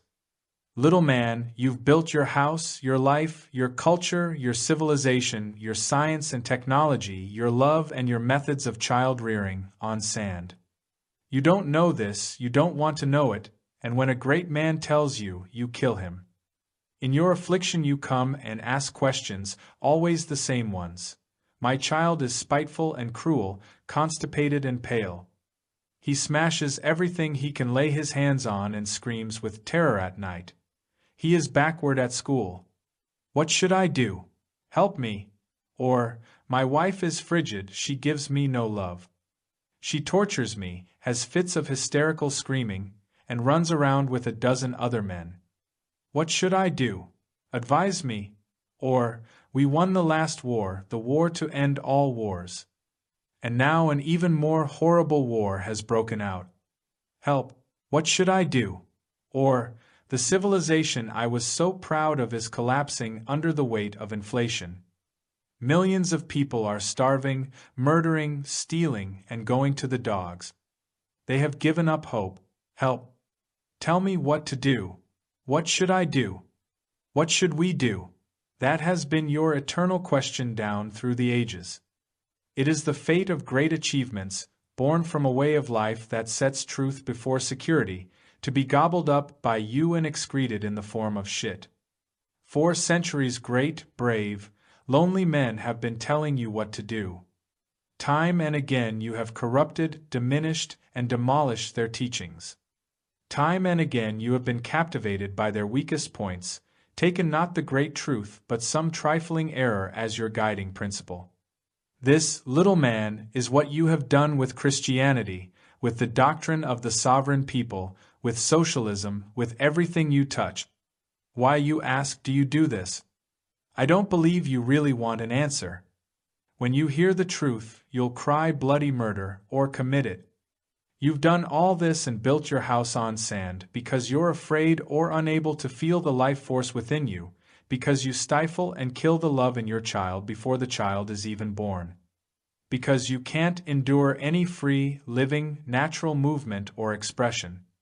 It scares you out of your wits and you ask, what will Mr. Jones say?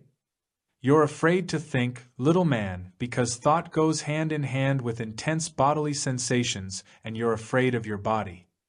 Many great men have called out to you, return to your origins. Hearken to your inner voice, respond to your true feelings. Hold love in honor and esteem. But you're deaf, you've lost all feeling for such words. They fall on vast deserts, little man, and the lonely heralds perish in your bleak wilderness. You can't endure any free, living, natural movement or expression. You had your choice between soaring to superhuman heights with Nietzsche and sinking into subhuman depths with Hitler. You shouted Heil, Heil, and chose the subhuman. You had your choice between Lenin's truly democratic constitution and Stalin's dictatorship. You chose Stalin's dictatorship. You had your choice between Freud's elucidation of the sexual core of your psychic disorders and his theory of cultural adaptation. You dropped the theory of sexuality and chose his theory of cultural adaptation, which left you hanging in midair. You had your choice between Jesus with his majestic simplicity and Paul with his celibacy for priests and lifelong compulsory marriage for yourself.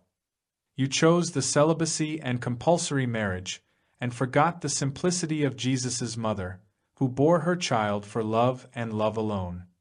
You had your choice between Marx's insight into the productivity of your living labor power, which alone creates the value of commodities, and the idea of the state.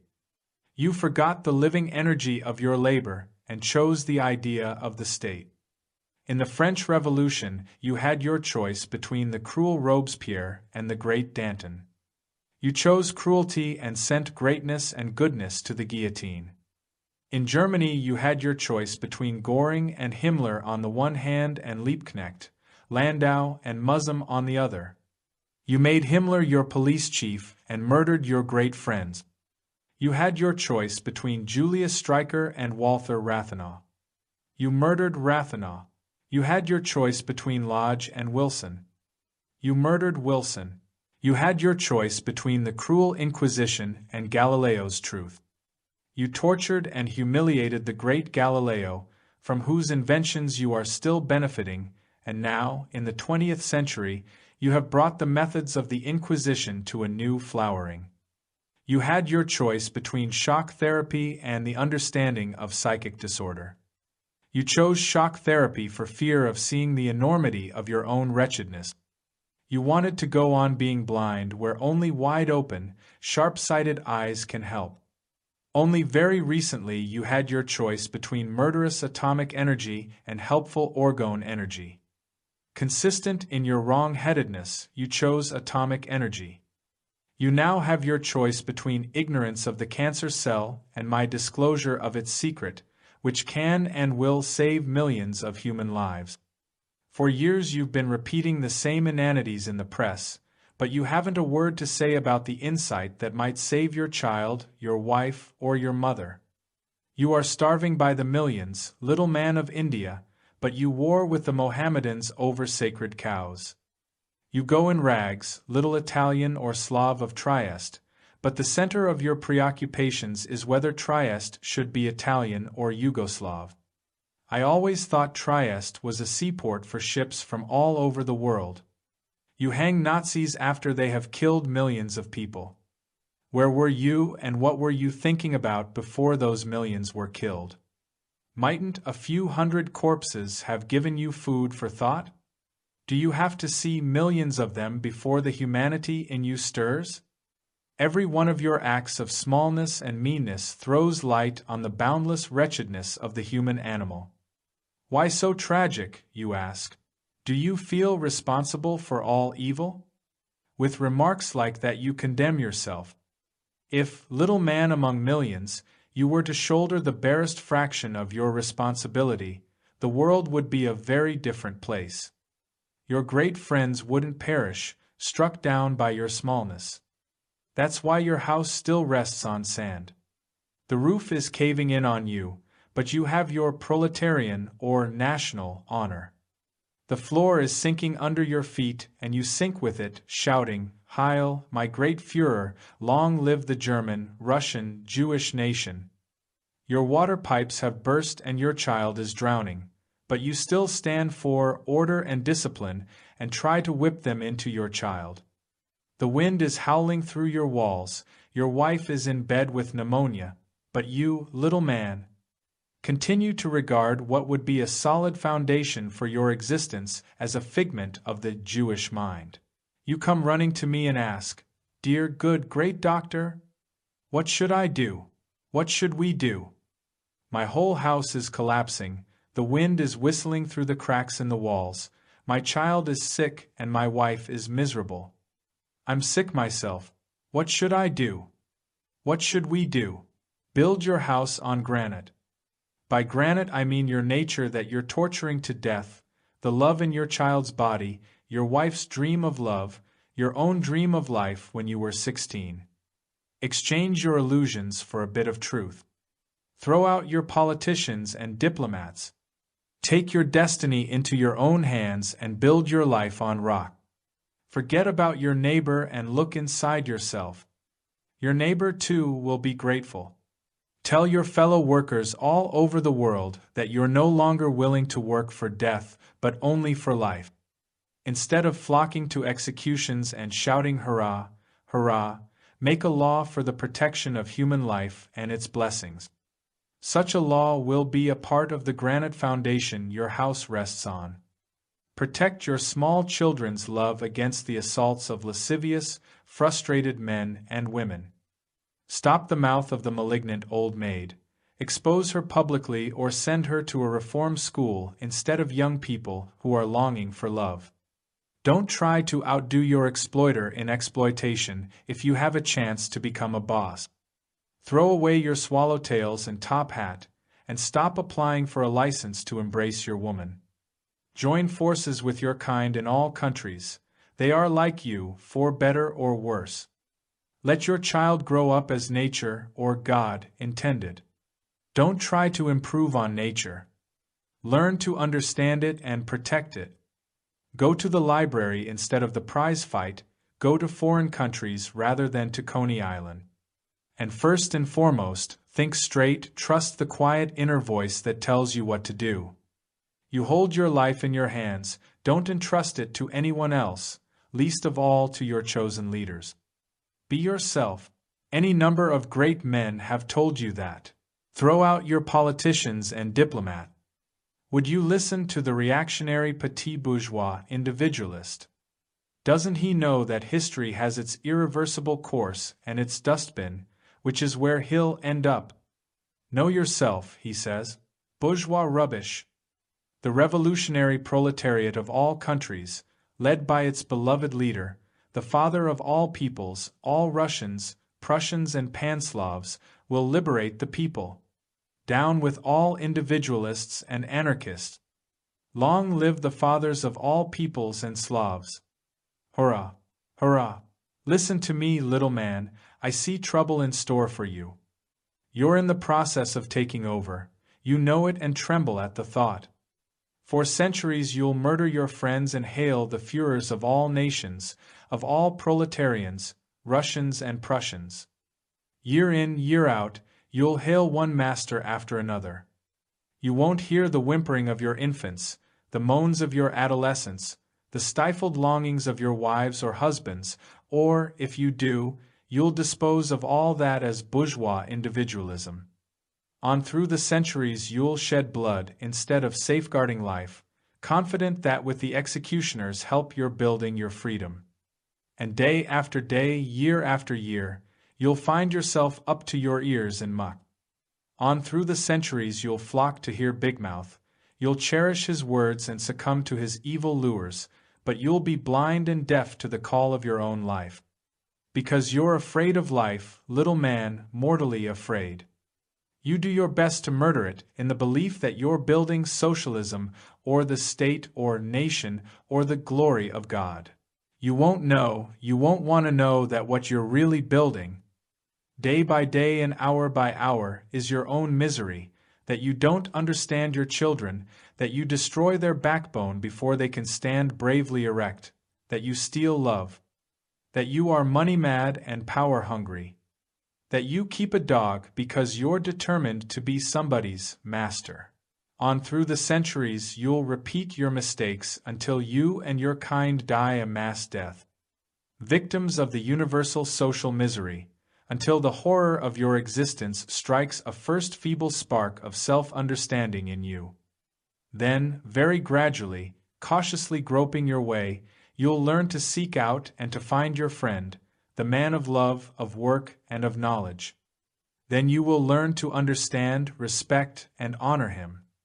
Then you will come to realize that a library is more essential to your life than a prize fight, that a contemplative stroll in the woods is better than parading, healing better than killing, self-reliance better than reliance on the nation, and soft-spoken modesty better than shouting, patriotic or otherwise.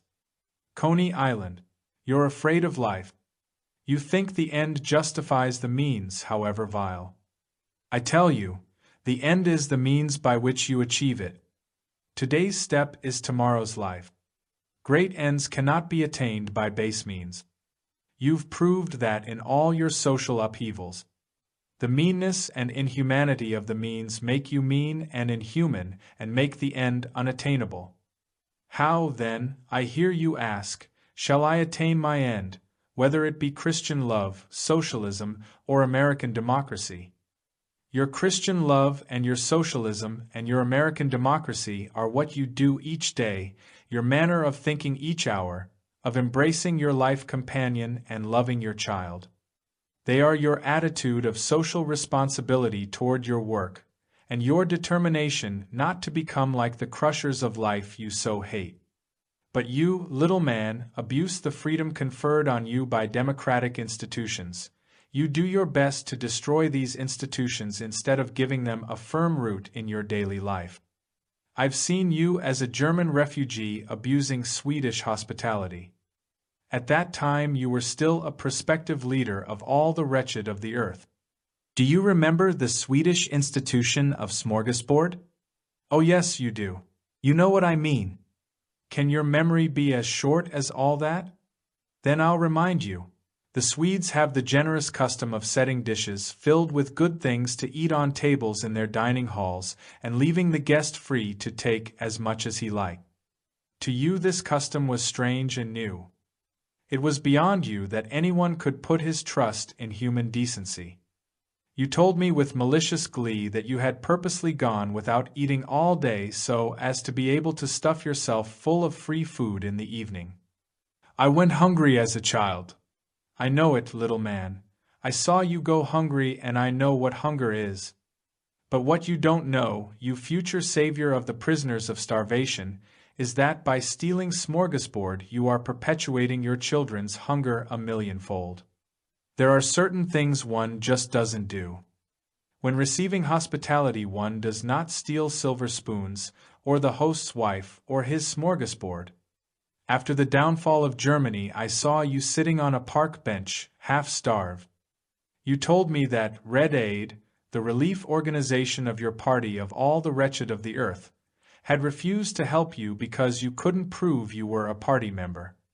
You'd lost your party card. Your leaders of all the hungry classify the hungry as red, white, and black. We, on the other hand, draw no distinctions. We recognize only one thing, the hungry organism. That's what you're like in little things. And in big things you're the same, little man. You set out to banish capitalist exploitation from the world, to put an end to capitalist disregard for human life and to gain recognition of your right. It's true that exploitation, contempt for human life, and ingratitude were with us 100 years ago. But at that time there was also respect for great achievements, there were loyalty and gratitude toward the bestower of great benefit. When I look around me today, little man, I see you at work. Where you have installed your own little leaders, the exploitation of your labor is more acute than 100 years ago, the disregard for your life is more brutal, and certain rights that were formerly recognized have disappeared completely. And where you're still fighting to install your own leaders, you've lost all respect for achievement. Instead, you steal the fruits of your great friend's hard work. You don't know what it is to recognize a benefit, because you think that if you were to recognize or respect anything you would no longer be a free American or Russian or Chinese. What you wanted to destroy is flourishing more than ever, and what you should have preserved and guarded like your own life you've destroyed. To you loyalty is sentimentality or a petit bourgeois habit, respect for achievement is crawling servility. What you fail to notice is that you crawl where you should despise and are ungrateful where you should be loyal. You see everything upside down and you think that will take you to the land of freedom. You'll wake up from your nightmare, little man, and find yourself lying helpless on the ground, because you steal from the giver and give to the thief. You have mistaken the right of free speech and criticism for the right to shoot off your mouth and crack stupid joke. You want to criticize but not to be criticized, and as a result you get torn to pieces and shot. You want to attack without exposing yourself to attack. That's why you always shoot from ambush. Police. Police. Is his passport in order? Is he really an M.D.? His name isn't in Who's Who, and the medical association is against him. The police won't get you anywhere, little man. They can catch thieves and regulate traffic, but they can neither get you freedom nor safeguard it. You yourself have destroyed your freedom, and you go on destroying it with deplorable consistency. Before the First World War there were no passports. You could cross any border you pleased without formalities. The War for Peace and Freedom introduced passports. If you wanted to travel 200 miles in Europe, you had to apply to the consulates of 10 different countries for permission. Today, after the Second War to End All Wars, this is still the case, as it no doubt will be after the Third and the Eighth War to End All Wars. Passport. Did you hear that? He's casting aspersions on my martial spirit, on the honor and glory of my country. Be still, little man. There are two kinds of sound, the howling of the storm on a mountaintop and your farting. You're a fart and you think you smell like violets. I heal your psychic affliction and you ask if I'm in Who's Who. I understand your cancer, and your little health commissioner forbids me to experiment on mice. I teach your physicians to understand your case, and your medical association denounces me to the police. You suffer from mental disorder and they apply electric shock, just as in the Middle Ages they would have applied the snake or the chain or the whip. Better be still, little man. Your life is just too wretched. I can't hope to save you, but I'm going to finish what I have to say to you even if you come running, hooded and masked, with a rope in your cruel, bloody hand to hang me with. You can't hang me, little man, without hanging yourself. Because I am your life, your feeling for the world, your humanity, your love, and your joy in creating. No, you can't murder me, little man. I was once afraid of you, just as I once had too much faith in you. But since then I have soared above you. Today I see you in the perspective of the millennia, forward and backward in time. I want you to lose your fear of yourself. I want you to live more happily, more decently. I want you to be a living body instead of a rigid one, to love and not hate your children, to make your wife happy instead of subjecting her to matrimonial torment.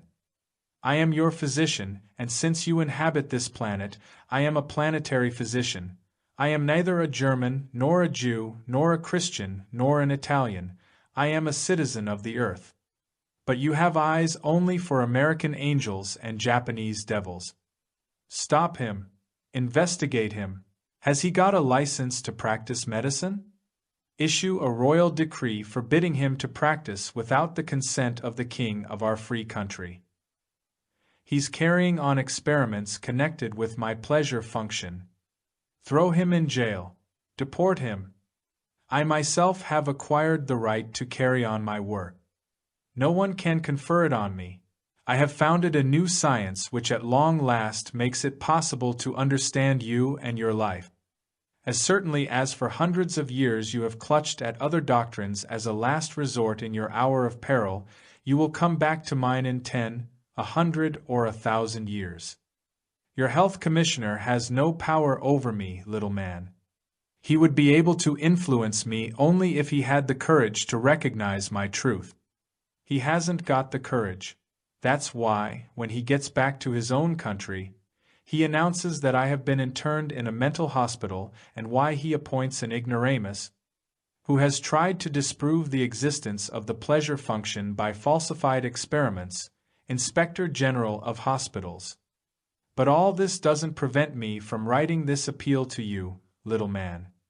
Do you need further proof that your authorities are powerless?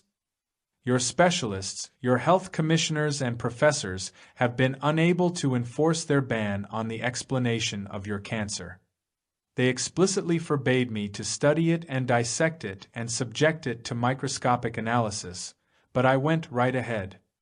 Their trips to England and France to undermine my work proved futile. They're still bogged down in pathology. But I, little man, have often saved your life. When I raise my leaders of the world proletariat to power in Germany, I'll stand him against the wall. He has defamed our proletarian youth. He says the proletariat's capacity for love is as impaired as that of the bourgeoisie. He is turning my militant youth organizations into brothels. He says I'm an animal. He's destroying my class consciousness. Yes, I do destroy your ideals, those ideals that are costing you your reason and will cost you your life.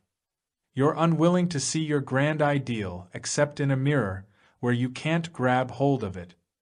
But only the truth in your own solid fist can make you the master of this earth. Drive him out of the country. Make his life unbearable. He's undermining law and order. He's a spy in the pay of my deadly enemies. He's bought a house with Moscow or Berlin gold. You don't understand, little man. A little old woman was afraid of mice. She was afraid the mice would crawl under her skirt and between her legs. She wouldn't have had such a phobia if she had ever known love. She was my neighbor. She knew I had mice in the cellar. Through my work on these mice, I learned to understand your cancer. The poor little woman put pressure on you, little man, who happened to be my landlord, to evict me. Armed with your great courage, your lofty idealism and morality, you gave me notice. I had to buy a house. That was the only way in which I could go on examining mice, unmolested by you and your cowardice. What did you do, little man? As an ambitious little district attorney, you decided to use me, a prominent figure widely regarded as dangerous, to further your career. You said I was a German or a Russian spy. You had me arrested, but it was worth it to see you sitting there at my hearing, blushing to the roots of your hair. You were so pathetic I felt sorry for you. And when your secret agents searched my house for incriminating material, the things they said about you weren't nice. Later on, I met you again, this time in the person of a little Bronx judge with high ambitions and an uncertain future. You made a point of my having books by Lenin and Trotsky in my library. You didn't know what a library is for, little man. I told you to your face that I also had Hitler and Buddha and Jesus and Goethe and Napoleon and Casanova in my library, and explained that to understand the emotional plague, one must examine it closely from all angles. That was news to you, little judge. Throw him in jail. He's a fascist. He despises the people. You're not the people, little man. You're the one who despises the people, because you work not for their rights but for your career. This too has been told you by any number of great-hearted men. But you've never read them, little man, I'm sure of that. I show respect for the people by incurring serious danger to tell them the truth. I could just as well play bridge with you and crack stupid jokes. But I wouldn't sit at the same table with you. You are a poor advocate of the Declaration of Independence. He's a Trotskyite. Throw him in jail. The no-good Red, he's stirring up the people. Calm down, little man.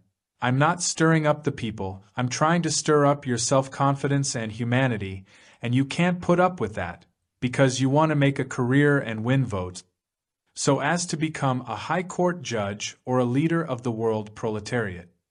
Your justice and your leadership, little man, are a rope around the neck of mankind. What did you do to Woodrow Wilson, that great, warm-hearted man? To you, if you're a judge in the Bronx, he was a crazy idealist. Or if you're a coming leader of the world proletariat, he was a capitalist bloodsucker. You murdered him, little man, murdered him with your indifference, your stupid talk, your fear of your hope. You almost murdered me, little man. Do you remember my laboratory 10 years ago? I took you on as an assistant. You were unemployed. Someone had recommended you as an outstanding socialist, a member of the government party. You drew a good salary and were free in every sense of the word. I invited you to all our conferences because I believed in you and your mission. Do you remember, little man, what happened then? Freedom went to your head. Day after day, I saw you roaming around with your pipe in your mouth, doing nothing. Why weren't you working? I couldn't understand it. In the morning when I came into the lab, you waited provocatively for my greeting. I like to greet people first, little man. But when someone waits for my greeting, it makes me angry, because from your point of view I was your senior and employer. I let you abuse your freedom for another few days. Then I had a talk with you. You tearfully admitted that you couldn't adjust to the new conditions. You weren't used to freedom. In your previous position you hadn't been allowed to smoke in your boss's presence. You'd been allowed to speak only when spoken to, you future leader of the world proletariat. And now that you were given real freedom, you became insolent and provocative. Because I understood you, I didn't fire you. Then you left and told some sexually abstinent court psychiatrist about my experiment. You were the secret informer, one of the contemptible hypocrites who unleashed the newspaper campaign against me. That's what you're like, little man, when you're given freedom. But, contrary to your intention, your persecution advanced my work by 10 years. Cancer research. In view of all this, I'm bidding you goodbye, little man. I will serve you no more. I refuse to let my concern for you torture me slowly to death. You can't follow me to the distant places I'm bound for. You'd be scared to death if you so much as suspected what the future has in store for you, because undoubtedly you're in the process of inheriting the earth, little man. My remote solitudes are a part of your future.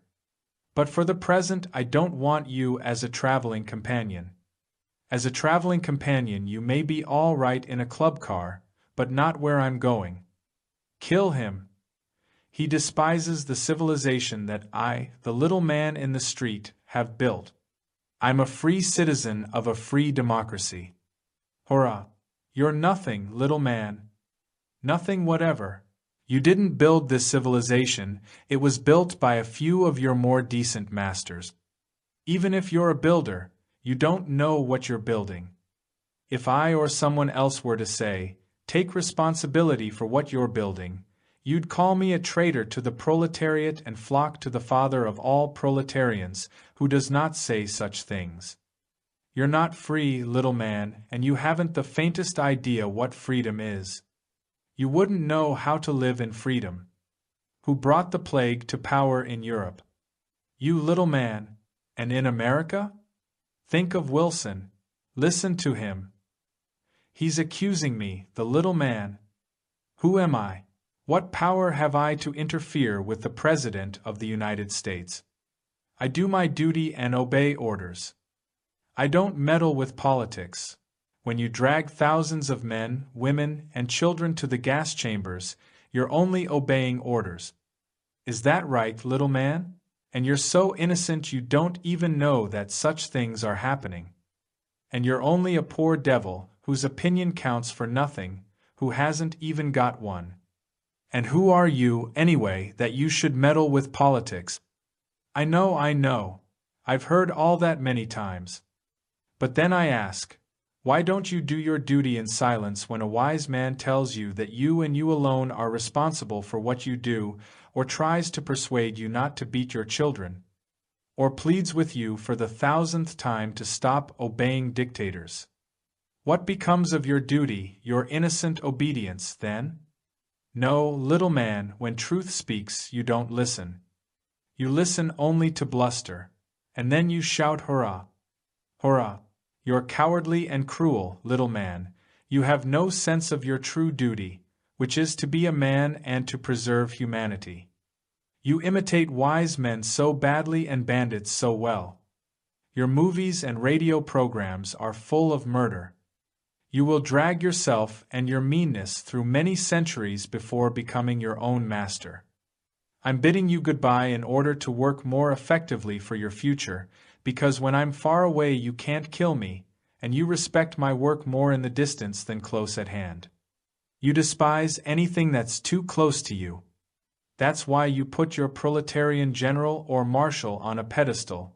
Then, however contemptible he may be, you can respect him.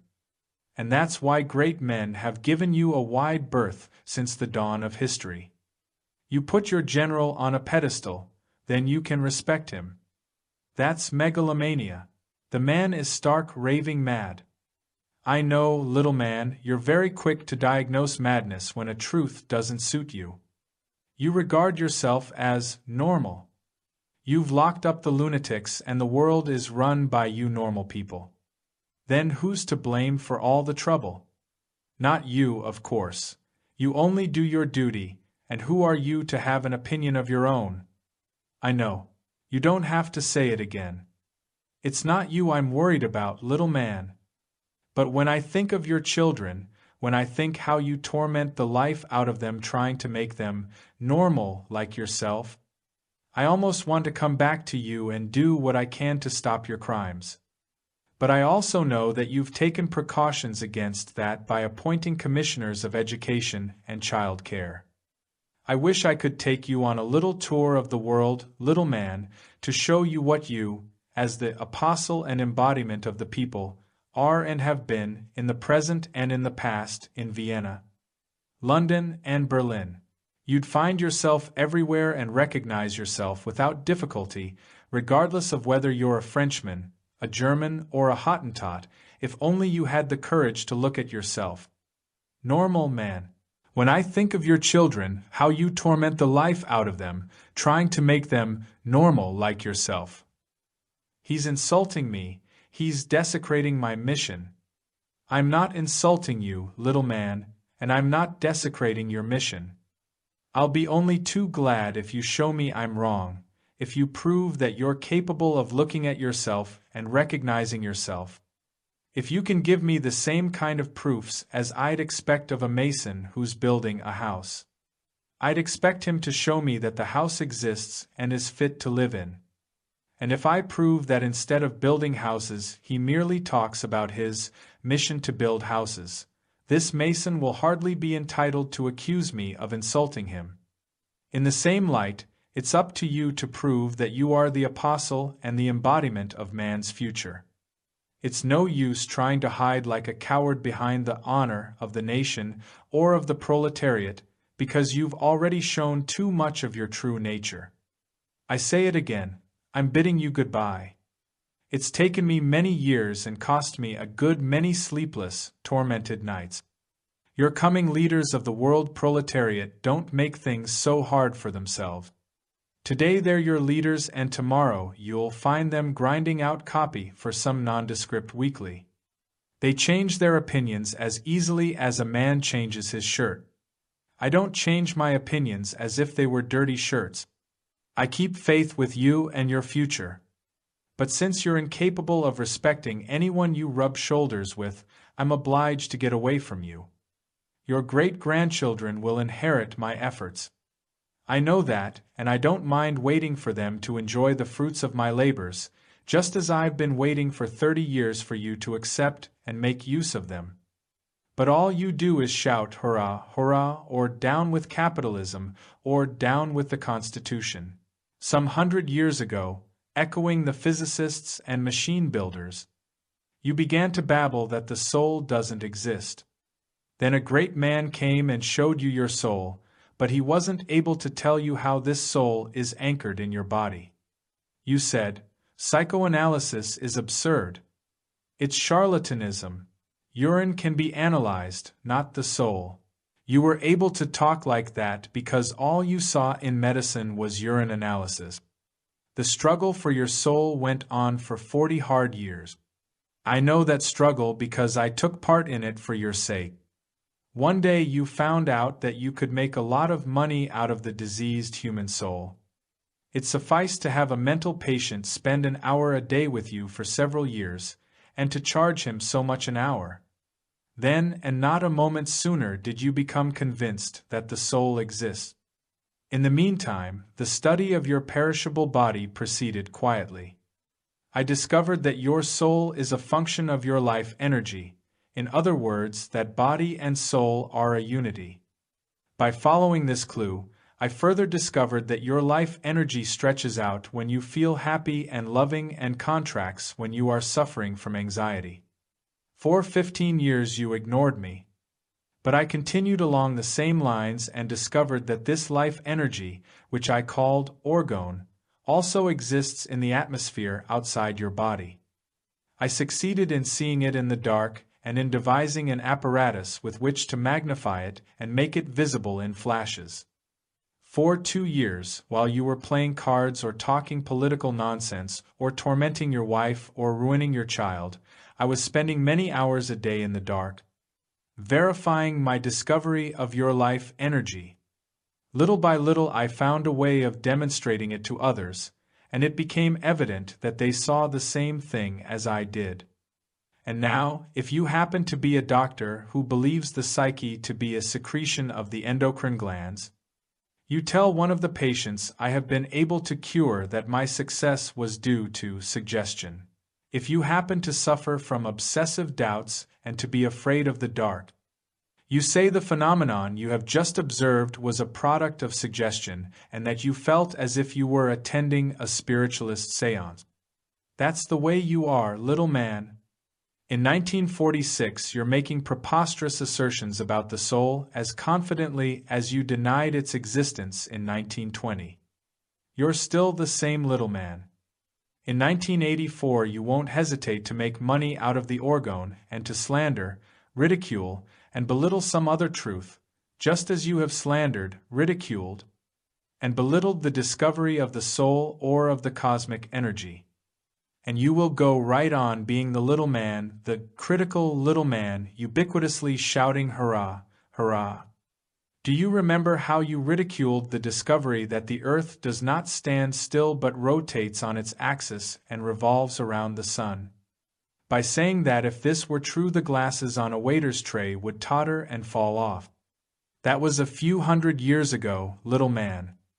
Of course you've forgotten. All you know about Newton is that he saw an apple falling from a tree, and of Rousseau that he wanted to go back to nature.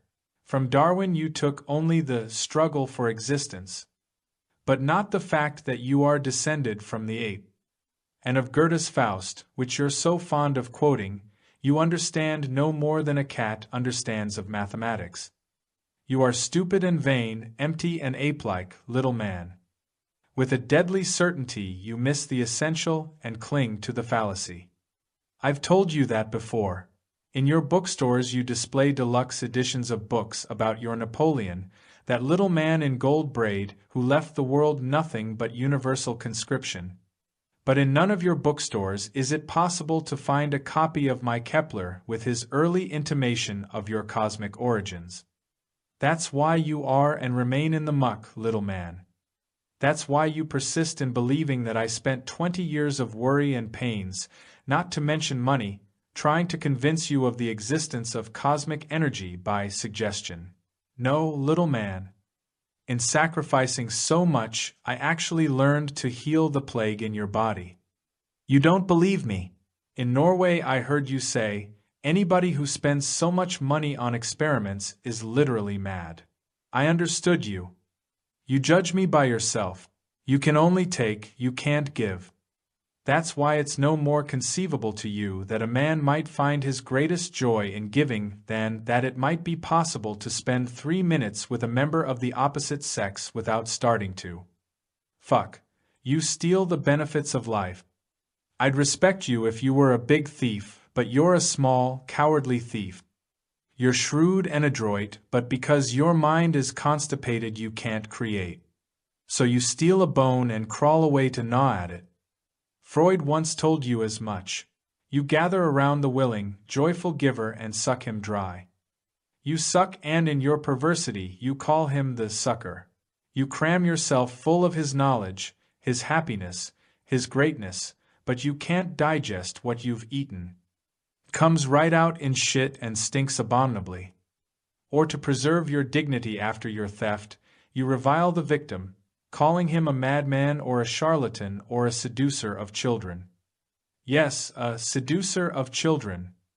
Do you remember, little man, you were the president of a scientific organization at the time, how you slandered me, telling people that I encouraged my children to watch the sexual act? I had just published my first paper on the genital rights of children. And another time, do you remember, you happened at the moment to be president of an association for some sort of culture in Berlin, how you spread the rumor that I took teenage girls out to the woods in my car to seduce them. I have never seduced a teenage girl, little man. That's your dirty mind, not mine. I love my wife or my woman. I'm not like you, who dream of seducing little girls in the woods because you're unable to love your wife. And you, little adolescent girl, don't you dream about some movie star? Don't you take his picture to bed with you at night? Don't you sneak up to him, claiming to be over 18, and seduce him? And then what? Don't you hail your movie star into court and accuse him of rape? He's either acquitted or convicted, and your grandmothers kiss the great movie star's hands. You understand, little girl? You wanted to sleep with the famous movie star, but you hadn't the courage to do it on your own responsibility, so you put the blame on him, you poor raped little thing. Or, for that matter, you poor raped woman, who experienced more pleasure with your chauffeur than with your husband. Didn't you seduce your Negro chauffeur, whose sexuality was still close to the African jungle? Didn't you, little white woman? And afterward, didn't you accuse him of rape, you poor helpless thing, you victim of primitive bestiality? No, of course not. You were pure and white, a member of the Daughters of this, that, or the other revolution, a Northerner or a Southerner, whose grandfather got rich dragging African Negroes from the free jungle to America in chains. How innocent, how pure, how white, how far from any desire for black flesh, you poor little woman. You miserable coward, you monstrous product of a sick race of slave hunters, you descendant of the cruel Cortez, who lured thousands of trusting Aztecs into a trap and shot them down. Ah, you poor daughters of this, that, and the other revolution! What do you know of the yearnings of the fathers of the American Revolution, or of Lincoln, who freed your slaves, whereupon you promptly threw them on the free market of supply and demand? Look at yourselves in the mirror, you chaste, innocent daughters of the red, white, and blue revolution. Do you know what you'll see? A daughter of the Russian Revolution. If you had just once been able to give a man love, the lives of a good many Negroes, Jews, and workers would have been saved. Just as in children you kill what is alive in yourselves, so in Negroes you murder your own intimations of love, your pleasure fantasies that have degenerated into frivolous pornography. What abysmal meanness your deadened sex organs breed. No, you daughter of this, that, and the other revolution, I have no desire to become a district attorney or a commissar. I leave that to your rigid animals in robes and uniforms. I love my birds and my deer and my badgers, which are close to the Negroes. I mean the jungle Negroes, not the ones in Harlem with their stiff collars and zoot suit. Not the fat, bejeweled negresses, whose frustrated desire has been converted into excess flesh or religion. I mean the slender, supple bodies of the South Sea Island girls who let themselves be fucked by you, the sexual pigs of this, that, and the other army, unaware that you draw no distinction between their pure love and what you'd expect to find in a Denver brothel. Daughter of this, that, and the other revolution. Yes, little white woman, you crave a living being who has not yet understood that he's exploited and despised. Though your German counterpart, the daughter of the Germanic race, has ceased to function, you're still with us as a Russian daughter of the triumphant working class or as a daughter of the American Revolution. But in 500 or 1,000 years, when healthy young men and women with healthy bodies have learned to cherish love and to safeguard it, nothing will remain of you but a ludicrous memory. Haven't you, you little cancerous woman, denied your concert halls to Marian Anderson, who is the very voice of life? Long after all trace of you will have vanished from this planet, Marian Anderson's name will be singing to the centuries. I can't help wondering whether Marian Anderson also thinks centuries ahead, or whether she forbids her child to enjoy love. I don't know. Life has its own rhythms and seasons. It contents itself with those who let it live and has no need of you, cancerous little lady. You've propagated the myth that you are society, little woman, and your little man has swallowed it. You are not society. Yes, you announce every day in the big Jewish and Christian newspapers that your daughter is about to embrace a man, but nobody in his right mind is interested. Society is the carpenter and the mason and the gardener and the teacher and the doctor and the factory worker and myself. We are society and not you, you rigid, cancerous, mask-like woman. You're not life, you're its greatest curse. But I understand why you've shut yourself up in your fortress with all your money. In view of the smallness of the carpenters and gardeners and doctors and teachers and masons and factory workers, no other course was open to you. In the midst of this plague, it was the wisest thing you ever did. But what with your constipation, your gout, your mask, your negation of life, smallness has become second nature to you. You're unhappy, poor little woman, because your sons go to the dogs, your daughters grow up to be whores, your husband dries up, your life rots and your tissues with it.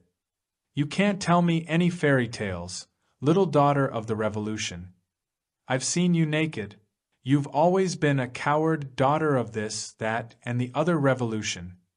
You had the happiness of mankind in the palm of your hand, and you frittered it away. You've brought presidents into the world and taught them triviality. They hand out medals and get their pictures taken. They smile their everlasting smiles, and they're afraid to look life in the face, you little daughter of the revolution. You had the world in the palm of your hand, and what did you do? You dropped your atom bombs on Hiroshima and Nagasaki. That is, your son dropped the bombs as a sample of things to come. What you dropped, little cancerous woman, was your tombstone. With those 2 bombs you bombed your whole class and race into the tomb for all time. Because you hadn't the humanity to warn the men and women and children of Hiroshima and Nagasaki. And because you were too small to be human, you will perish as silently as a stone sinks into the sea. It doesn't matter in the least what you think and say now, little woman who has brought idiotic generals into the world. In 500 years you'll be remembered only as a curiosity and laughingstock. If that's not the universal opinion of you today, it's only one more sign of the wretched state of the world. I know, little woman. All the appearances are in your favor. You were fighting for your country, and so on. I heard that once long ago in Austria.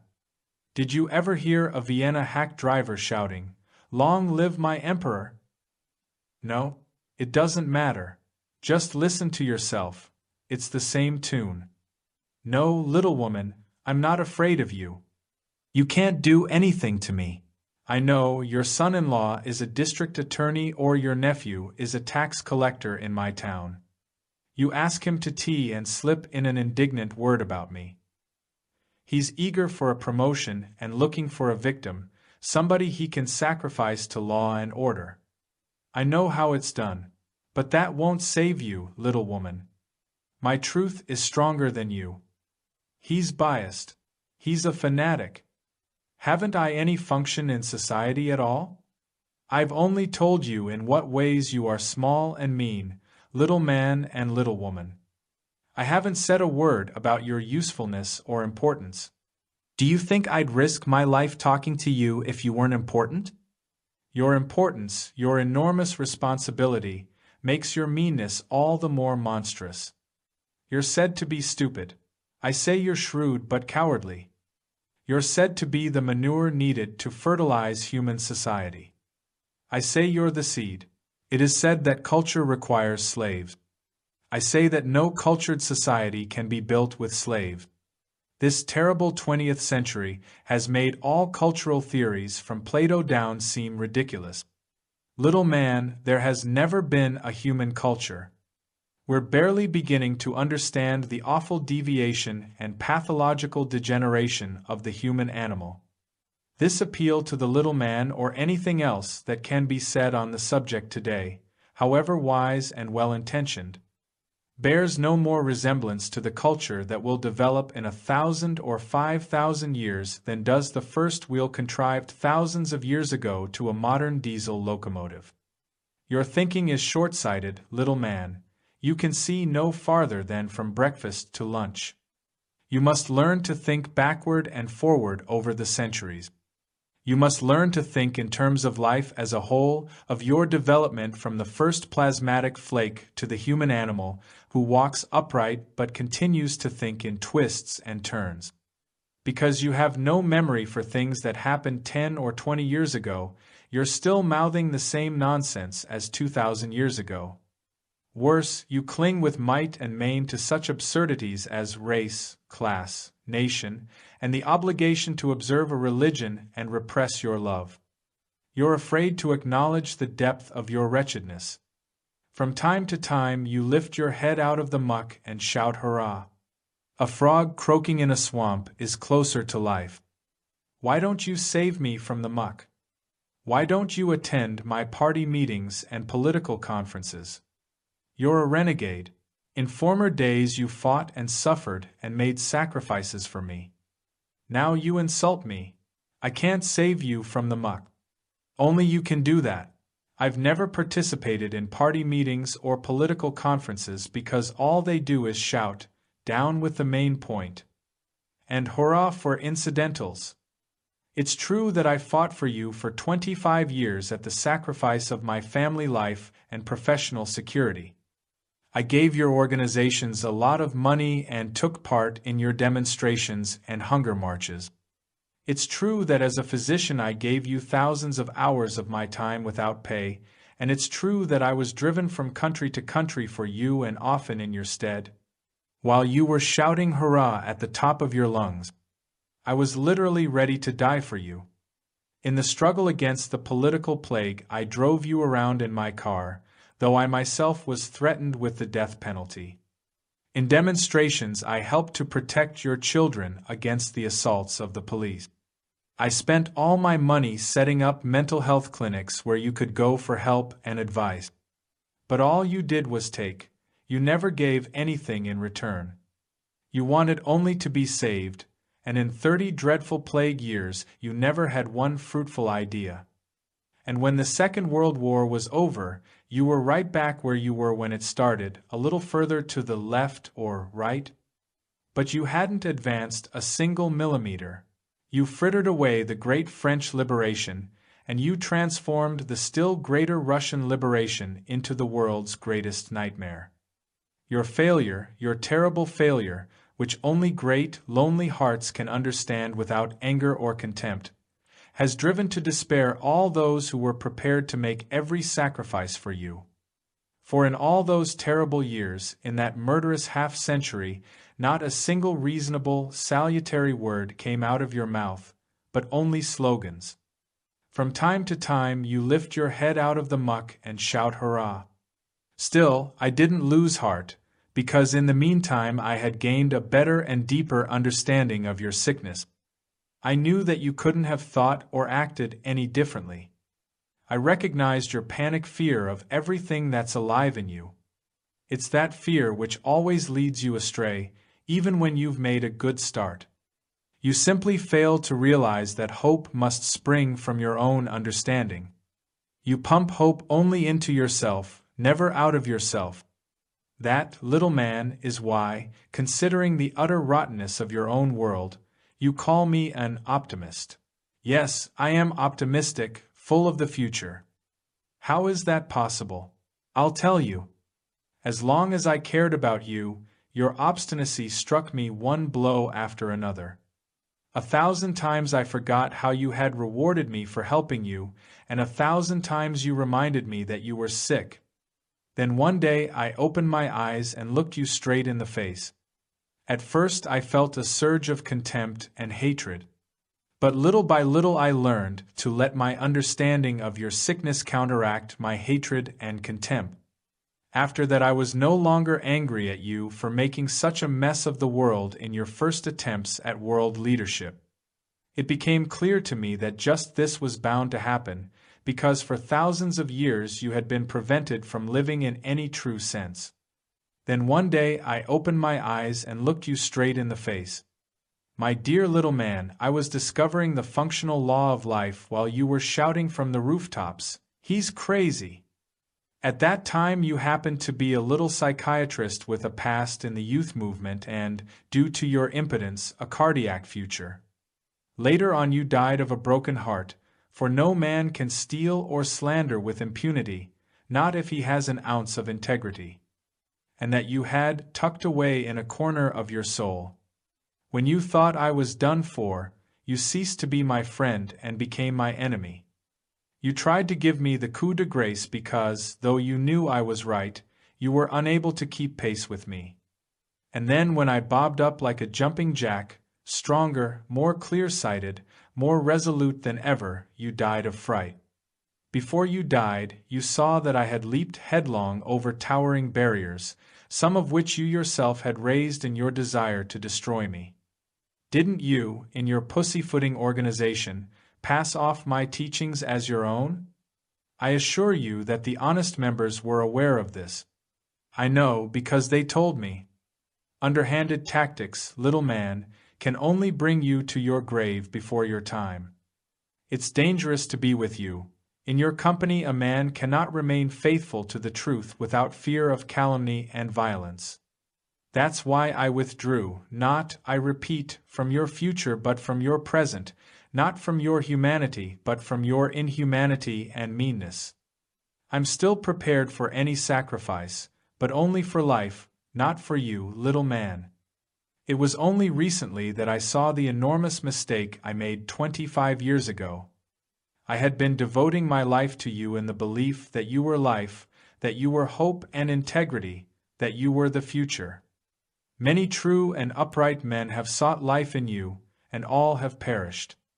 When this became clear to me, I resolved not to die a victim of your narrowness and smallness. For I have important work to do. Little man, I have discovered the energy that is life. And I no longer confuse you with the force that I sensed in myself and looked for in you. Only if I distinguish your character and behavior, little man, clearly and sharply from those of one who is truly alive, shall I be able to make a great contribution to the security of life and to your future. It takes courage to disavow you, that I know. But I also know that I shall be able to go on working for the future because I don't pity you and because I have no desire to become a little big man through you, as your contemptible leaders have done. The life force in man has long been maltreated, but only recently has it begun to fight back. This is a great beginning toward your great future and gives promise of a terrible end to every kind of smallness in little men. We have found out how the emotional plague operates. Having decided to gobble up Poland, it accuses Poland of planning armed aggression. Having decided to murder a rival, it accuses him of plotting murder. Having contrived some pornographic enormity, it accuses the healthy of sexual depravity. We've caught on to you, little man. We've looked behind your pathetic mask and seen through your pleas for sympathy. We want you to build the future with your work and your achievement. We don't want you to replace a bad tyrant with one who is still worse. More and more resolutely, little man, we are beginning to demand of you, as you demand of others, that you submit to the rules of life, and that you expend as much effort in improving yourself as you do in criticizing others. We are learning more and more about your greed, your irresponsibility, your passion for gossip, in short, your all-embracing sickness that is stinking up this fair world of ours. I know you don't like to hear this. You'd rather shout hurrah, you embodiment of the future workers' fatherland or Fourth Reich. But I don't believe you'll be as successful in contaminating the world as you've been in the past. We've found the key to your millennial secret. You're a brute behind your mask of sociability and friendliness, little man. You can't spend an hour with me without giving yourself away. You don't believe me? Let me refresh your memory. Do you remember the fine sunny afternoon when, in the person of a woodsman, you came to my house looking for work? You saw my young dog, who sniffed you lovingly and jumped up on you full of joy. You saw he had the makings of a fine hunting dog and said, "Chain him up to make him vicious. This dog is too friendly. I answered. I don't want a vicious chain dog. I don't like ferocious dogs. I have a lot more enemies in this world than you friendly little woodsman, and nevertheless I prefer a sweet-tempered dog who is friendly to strangers. Do you remember the dismal, rainy Sunday when worry over your biological rigidity drove me out to a bar? I was sitting there drinking whiskey. No, little man, I'm not a drinker, though I like a drink of whiskey now and then. Anyway, I was drinking a highball. You were slightly tipsy, you'd been in the war and had just come home from overseas. You described the Japanese as ugly-looking apes. And then with that peculiar facial expression that I have purposely provoked in my treatment room in an effort to cure your plague, you said, "You know what we ought to do to those Japs on the West Coast? String 'em up, every last one of them. But not quickly, no, very slowly, twisting the noose a little tighter every 5 minutes. Very slowly. Like this." And you twisted your hand to illustrate your meaning, little man. The waiter nodded his approval and admired your heroic virility. Have you ever held a little Japanese baby in your arms, you little patriot? No? On through the centuries you'll keep stringing up Japanese spies and American flyers and Russian peasant women and German officers and English anarchists and Greek communists. You'll shoot them, electrocute them, and asphyxiate them in gas chambers, but all that won't make the slightest change in the constipation of your bowels and mind, in your incapacity for love, your rheumatism and psychic disorder. No amount of shooting or hanging will pull you out of the muck you're in. Take a look at yourself, little man. That's your only hope. You're a brute behind your mask of sociability and friendliness. And little woman, do you remember the day when you were sitting in my office, talking venomously about your husband, who had just left you? 4 years you and your mother and your aunts and your great-nephews and cousins had been sitting on him so heavily that he was beginning to shrivel up. He'd been having to provide for you and all your relations. In a last stirring of his life-feeling, he finally tore himself away and came to me for help, because he wasn't strong enough to free himself from you inwardly by his own resources. He willingly paid you alimony, 3/4 of his income as prescribed by an abominable law. That was the price of his freedom from oppression, and he didn't begrudge it because he was a great artist, and neither art nor true science can live in chains. Though you had learned a profession, you wanted only to be supported by the man you bitterly hated. You knew that I would help him to free himself from unwarranted obligations, and that made you furious. You threatened me with the police. I was only trying to help the man in his dire need, but you said I wanted to take all his money for myself.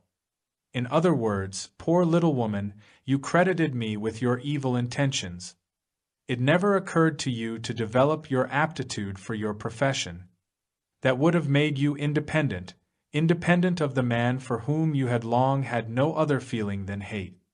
Do you think you can build a new world in such a way? I heard you had socialist friends who knew all about me. Don't you see that you're a type, that there are millions of your kind and that you are destroying the world? I know. You're weak and lonely, you're tied to your mother, you're helpless. You yourself hate your hatred, you can't stand yourself, and you're desperate. And that, little woman, is why you destroy your husband's life. And you drift along with the stream of life as it is today. I also know that you have a good many judges and district attorneys on your side, but believe me, they have no answer to your misery. I see and hear you, little woman, in the person of a stenographer in some government building, taking notes on my past and present and future, my political outlook and my opinions about private property and Russia and democracy. I'm asked about my social status. I reply that I hold honorary membership in 3 scientific and literary societies, including the International Society for Plasmogeny. The examiner is impressed. At our next session he says to me, "Here's something odd. It says in the record that you're an honorary member of the International Society for Polygamy. And we both laugh at your little mistake. Now do you know how I've come by my honors and dishonors, little woman of the wild fantasies? Thanks to your fantasies, not to my mode of life. Isn't it true that all you remember about Rousseau is that he wanted to go back to nature, that he neglected his children and sent them to an orphan asylum? You're malicious to the bottom of your soul. Your thoughts pass the beautiful by and come to rest on the ugly. Listen, all you righteous citizens. I've seen him drawing his curtains at 1 a.m. What can he be doing? And all day long his curtains are wide open. There must be something at the bottom of it. It won't help you any longer to use such methods against the truth. We know all about them. You're not interested in my curtains, you're interested in stopping my truth. You want to go on being an informer and a slanderer. You want to go on sending your innocent neighbor to jail if his way of life doesn't suit you, because he's kindly or free, because he works and doesn't bother his head about you. You're very curious, little man, you snoop and slander.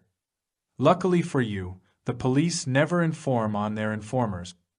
Listen, fellow taxpayers. He's a professor of philosophy.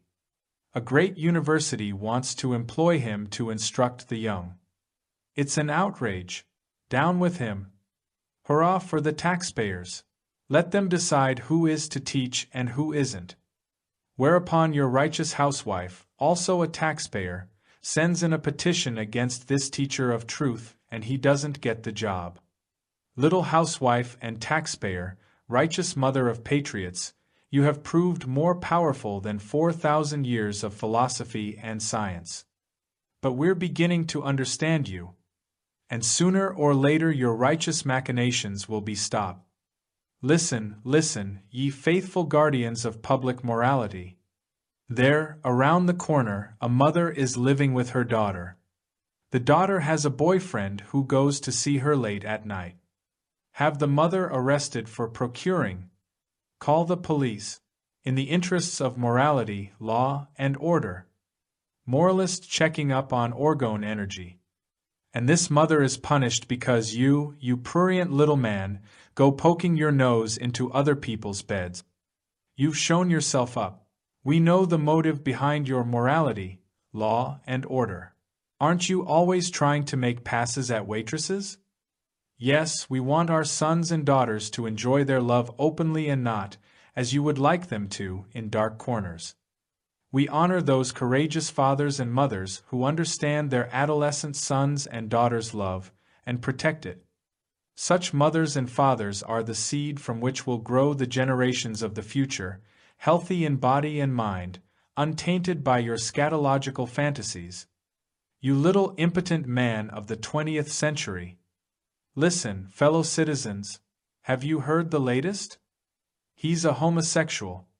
He assaulted one of his patients, and the poor man fled with his pants down.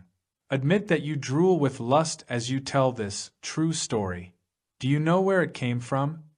It grew from the manure pile inside you, from your filthy, diseased nature, your constipation, and your loathsome desires.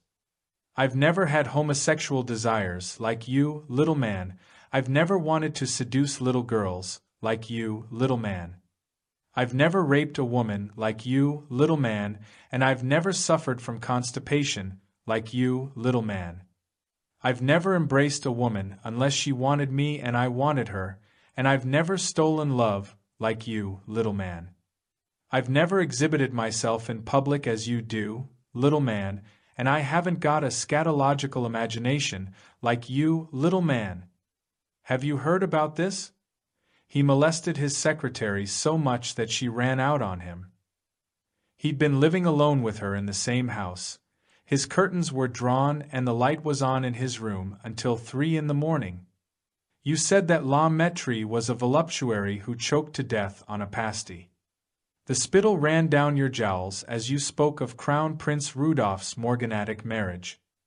You said that Eleanor Roosevelt wasn't quite normal, that the president of X University had caught his wife in flagranti, and that the village schoolteacher had a lover. Didn't you say all that, little man? Oh, you wretched, miserable citizen of this planet, who have been frittering away your life for thousands of years and are still up to your ears in muck. Investigating the orgone accumulator. Arrest him. He's a German spy. It wouldn't surprise me if he were a Russian spy and an Icelandic spy to boot. I saw him on 86th Street in New York at 3 o'clock in the afternoon. What's more, he had a woman with him. Do you know, little man, how a bedbug looks under the northern lights? No? I didn't think so. Someday there will be strict laws against your bedbuggishness, little man, severe laws for the protection of truth and love. Today you throw adolescent lovers in jail, but someday you will be sent to a house of reflection for smearing decent people with your filth. There will be a new kind of judge and lawyer. Their stock in trade will not be the formalistic pettifoggery of today, but truth, justice, and kindness. There will be laws, severe laws for the protection of life, and you will have to obey them, little man, though you'll hate them. I know. You'll go on with your emotional plague, your slander and intrigue, your diplomatic maneuvers and inquisitions for 3 or 5 or 10 centuries more. But in the end, little man, you'll be defeated. You'll be defeated by your own feeling for cleanliness, which today you keep blocked up deep inside you. No Kaiser, no Tsar, no father of the world proletariat has conquered you. They have enslaved you, but none has been able to rob you of your meanness. What will get the better of you in the end, little man, is your feeling for cleanliness, your yearning for life. Of that there is no doubt. Cleansed of your smallness and meanness, you'll begin to think. At first your thinking will be pitiful and misguided, but you will be seriously thinking. Your thinking will cause you suffering and you'll learn to bear it, just as I and others have had to grit our teeth and bear the suffering provoked by our thinking about you for years on end. Our sufferings on your account will make you think. And once you've started to think, you'll be amazed at your last 4,000 years of civilization. You'll wonder how you could have put up with newspapers full of nothing but receptions, parades and medals, prosecutions and executions, foreign policy, realpolitik and diplomatic skullduggery, mobilization, demobilization and remobilization, non-aggression pacts, drilling and bombing. You absorbed that stuff with the patience of an enslaved sheep. If you had stopped there, you might still have understood yourself. But no, 4 centuries you took it up, you echoed it. You distrusted your own sound ideas and accepted the false ideas you read in the papers, because you thought they were patriotic. And that, little man, is something it will take you a long time to get over. You will be ashamed of your history, and the only hope is that to our great-great-grandchildren the study of history will no longer be a torment. It will no longer be possible to carry out a great revolution in order to go back to Peter the Great. A glimpse of the future. I can't tell you what your future will be. I have no way of knowing whether you'll ever get to the moon or to Mars with the help of the cosmic orgone I have discovered. Nor can I know how your spaceships will take off or land, whether you will light your houses with solar energy, or whether you will be able to talk with someone in Australia or Baghdad through a slit in the wall of your room. But I can tell you what you will definitely not do in 500 or 1,000 or 5,000 years. Would you listen to that? He's a crank. He can tell me what I won't do. Is he a dictator? I'm not a dictator, little man, though, what with your smallness, I might easily have become one. Your dictators can tell you only what you can't do in the present without ending up in a gas chamber. They can no more tell you what you will do in the distant future than they can make a tree grow faster. But where do you get your wisdom, you intellectual servant of the revolutionary proletariat? From your own depths, you eternal proletarian of human reason. Listen to that. He gets his wisdom from my depths. I haven't got any depth, and what kind of individualistic talk is this, anyway? Oh yes, little man, you have depths, but you don't know it.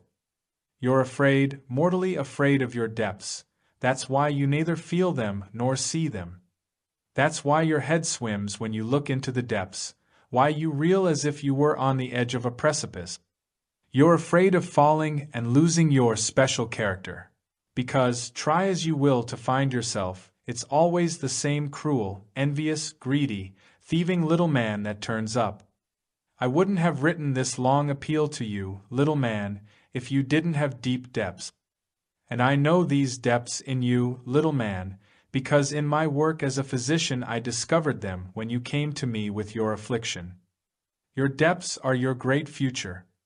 And that is why I can tell you what you will certainly not do in the future.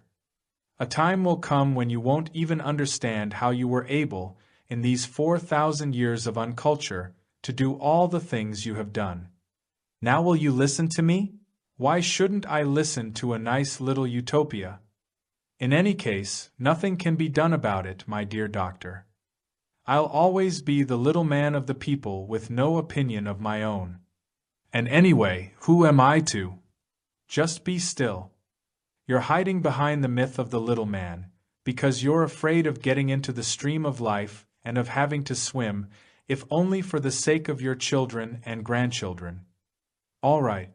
The first of all the many things you will not do in the future is to regard yourself as a little man with no opinion of his own, who says, "Anyway, who am I to?" You have an opinion of your own, and in the future you will regard it as a disgrace not to know it, not to express it and stand up for it. But what will public opinion say about my opinion? I'll be crushed like a worm if I express my own opinion. What you call public opinion, little man, is the aggregate of all the opinions of little men and women. Every little man and every little woman has inside him a sound opinion of his own and a particular kind of unsound opinion. Their unsound opinions spring from the fear of the unsound opinions of all the other little men and women. That's why the sound opinions don't come to light. For instance, you will no longer believe that you count for nothing. You will know and proclaim that you are the mainstay and foundation of this human society. Don't run away. Don't be afraid. It's not so bad to be a responsible mainstay of human society. What then must I do in order to be the mainstay of society? Nothing new or unusual. Just go on doing what you're already doing. Till your field, wield your hammer, examine your patient, take your children out playing or to school, write articles about the events of the day, investigate the secrets of nature. You're already doing all these things, but you think they're unimportant and that only what Marshal Metalchest or Prince Blowhard says or does is important. You're a dreamer, Doctor.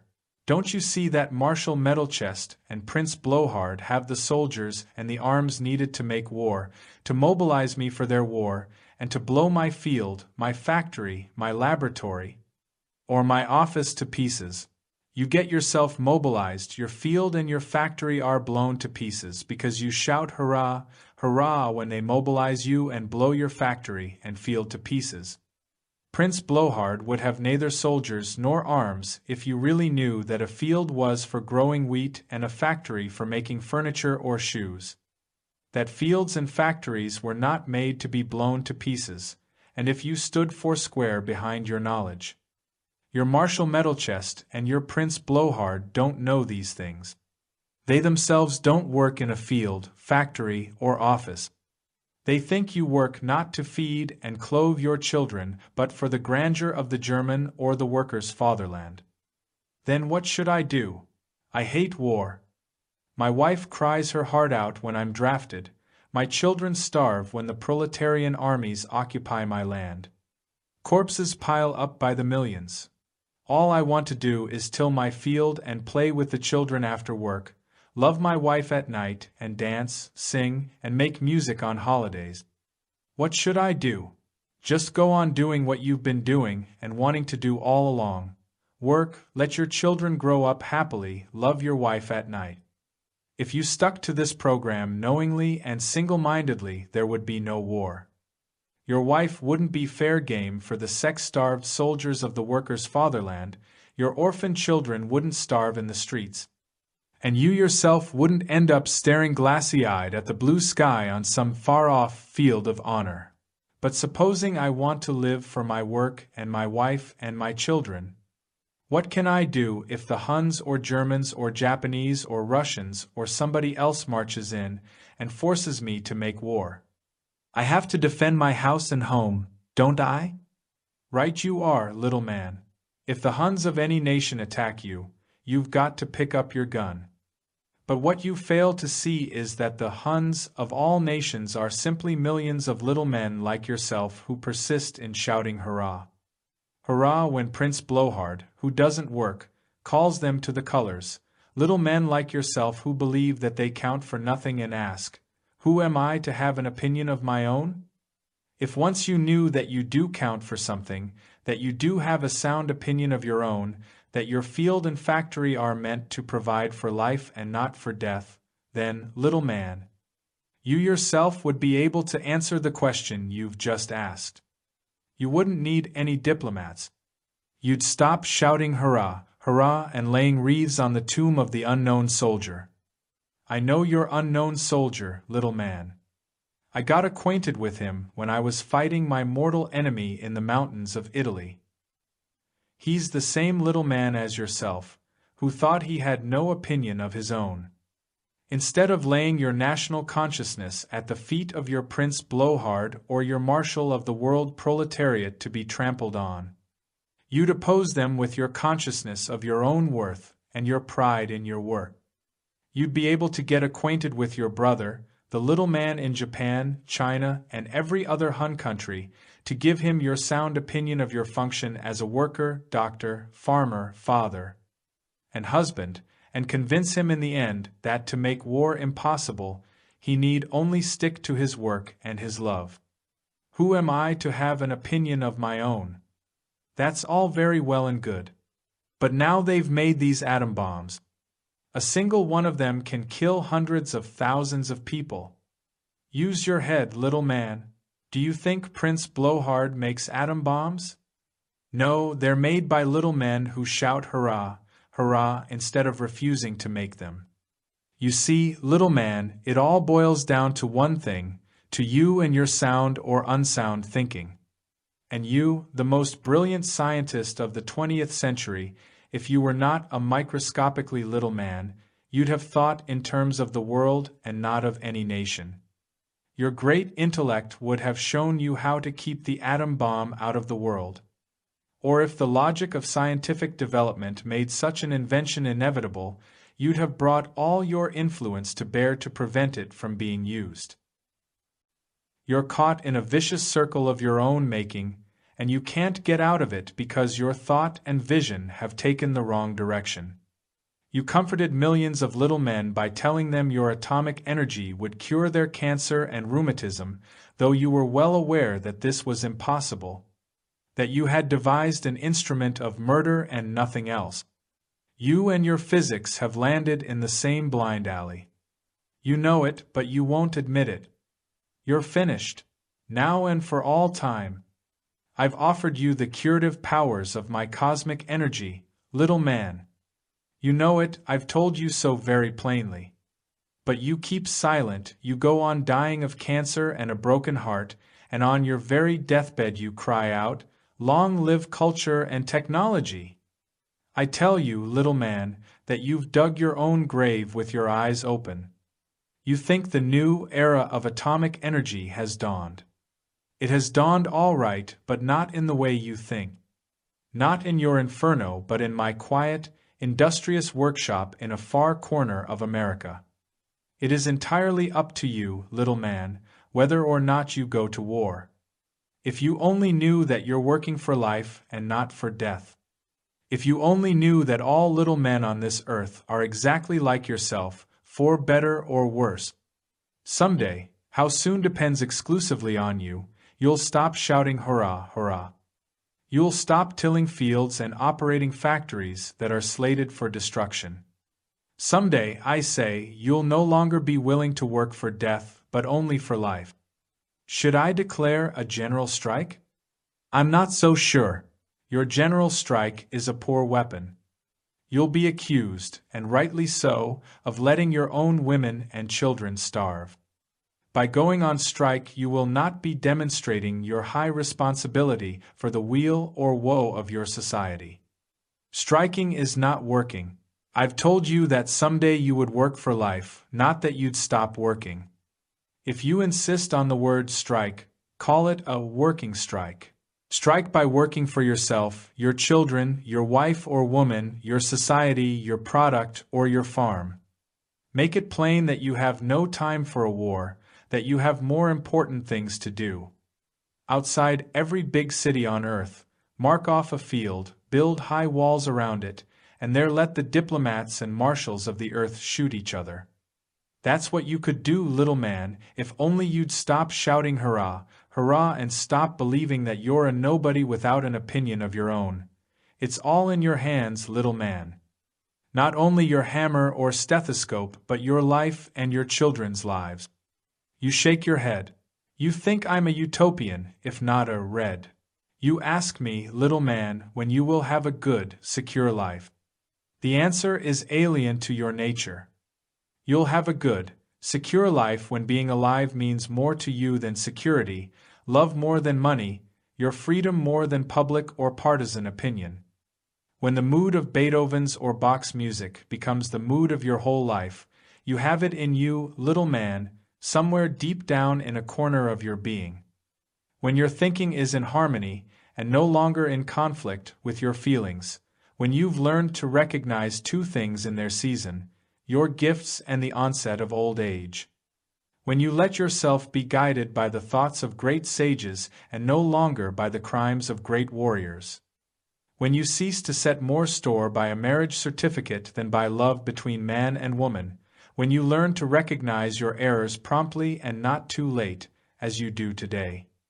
When you pay the men and women who teach your children better than politicians, when truths inspire you and empty formulas repel you.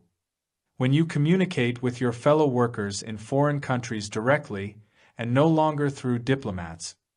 When instead of enraging you as it does today, your adolescent daughter's happiness and love makes your heart swell with joy. When you can only shake your head at the memory of the days when small children were punished for touching their sex organs.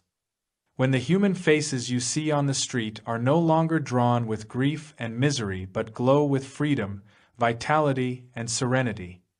When human bodies cease to walk this earth with rigid, retracted pelvises and frozen sex organs. You ask for guidance and advice, little man. For thousands of years you have had guidance and advice, good and bad. Not bad advice, but your own smallness is to blame for your persistent wretchedness. I could give you good advice, but in view of the way you think and are, you wouldn't be able to convert it into action for the benefit of all.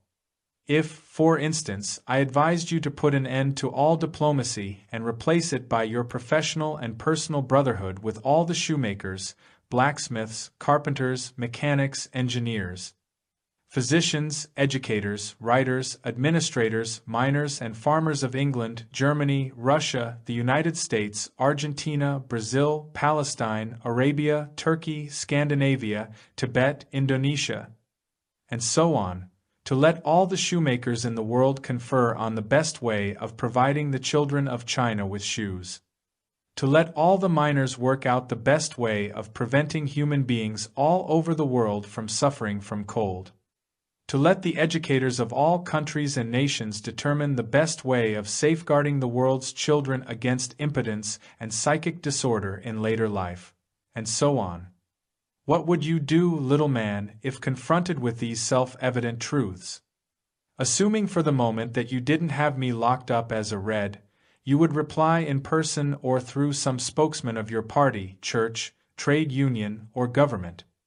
Who am I to replace diplomatic relations between countries by international relations based on work and social achievement? Or, there's no way of overcoming the discrepancies in the economic and social development of the various countries. Or, wouldn't it be wrong to associate with the fascist Germans or Japanese, the communist Russians, or the capitalistic Americans? Or, what interests me first and foremost is my Russian, German, American, English, Jewish, or Arab fatherland. Or,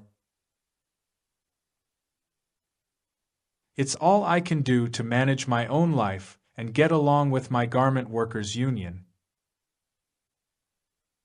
Let someone else worry about the garment workers of other countries. Or, don't listen to that capitalist, Bolshevist, fascist, Trotskyite, internationalist, sexualist, Jew, foreigner, intellectual, dreamer, utopian, fake, crank, lunatic, individualist, and anarchist. Where's your American, Russian, German, English, or Jewish patriotism?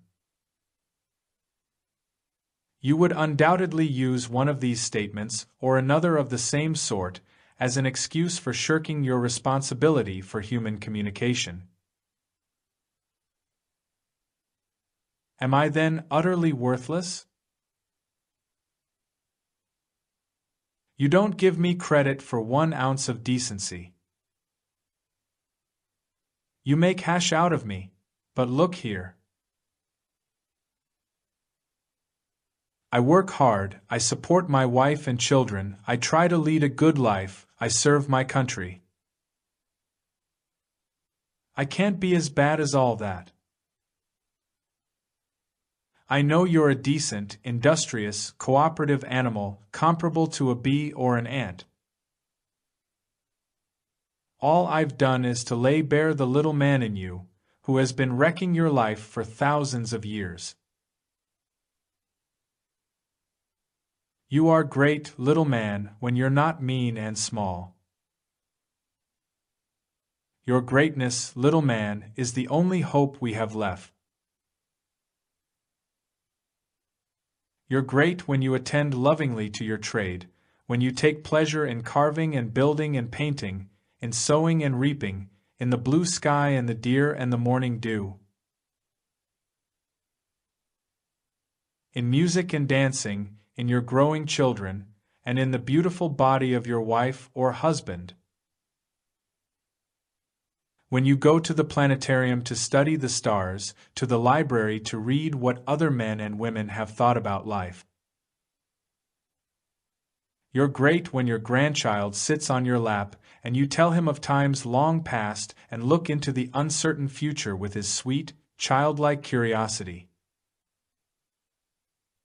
You're great, mother, when you lull your baby to sleep, when with tears in your eyes you pray fervently for his future happiness. And when hour after hour, year after year, you build this happiness in your child. Am I utterly worthless? You're great, little man, when you sing the good, warm-hearted folk songs, or when you dance the old dances to the tune of an accordion, because folk songs are good for the soul. And they're the same the world over. And you're great when you say to your friend, I thank my fate that I've been able to live my life free from filth and greed, to see my children grow and to look on as they first began to babble, to take hold of things, to walk, to play, to ask questions, to laugh and to love. That I've been able to preserve, in all its freedom and purity, my feeling for the springtime and its gentle breezes. For the gurgling of the brook that flows past my house, and the singing of the birds in the woods, that I've taken no part in the gossip of malicious neighbors. That I've been happy in the embrace of my wife or husband and have felt the stream of life in my body. That I haven't lost my bearings in troubled times, and that my life has had meaning and continuity. For I have always hearkened to the gentle voice within me that said, only one thing matters: live a good, happy life. Do your heart's bidding, even when it leads you on paths that timid souls would avoid. Even when life is a torment, don't let it harden you. Yearning. When on quiet evenings after the day's work I sit on the meadow outside the house with my beloved or my child, alert to the breathing of nature, then a song that I love rises up in me. The song of humanity and its future, sighed Umschlungen, Millionen. And then I implore this life to claim its rights and change the hearts of cruel or frightened men who unleash wars. They do it only because life has escaped them. And I hug my little boy, who says to me, "Father." The sun has gone away. Where has the sun gone? Will it come back soon? And I say, yes, my boy, the sun will come back soon with its kindly warmth. I have come to the end of my appeal to you, little man. I could have gone on indefinitely. But if you've read my words attentively and candidly, you will be able to recognize the little man in you even in connections I haven't mentioned. For one and the same state of mind is at the bottom of all your mean actions and thoughts. Regardless of what you've done and will do to me, of whether you glorify me as a genius or lock me up as a madman, of whether you worship me as your deliverer or hang or torture me as a spy, your affliction will force you to recognize sooner or later that I have discovered the laws of living energy and have given you an instrument with which to govern your lives with the conscious purpose which thus far you have applied only to the operation of machines. I have been a faithful engineer to your organism. Your grandchildren will follow in my footsteps and become wise engineers of human nature. I have opened up to you the vast realm of the living energy within you, your cosmic essence. That is my great reward, and to the dictators and tyrants, the crafty and malignant, the vultures and hyenas, I cry out in the words of an ancient sage, I have planted the banner of holy words in this world. Long after the palm tree has withered and the rock crumbled, long after the glittering monarchs have vanished like the dust of dried leaves, 1,000 arks will carry my word through every flood. It will prevail.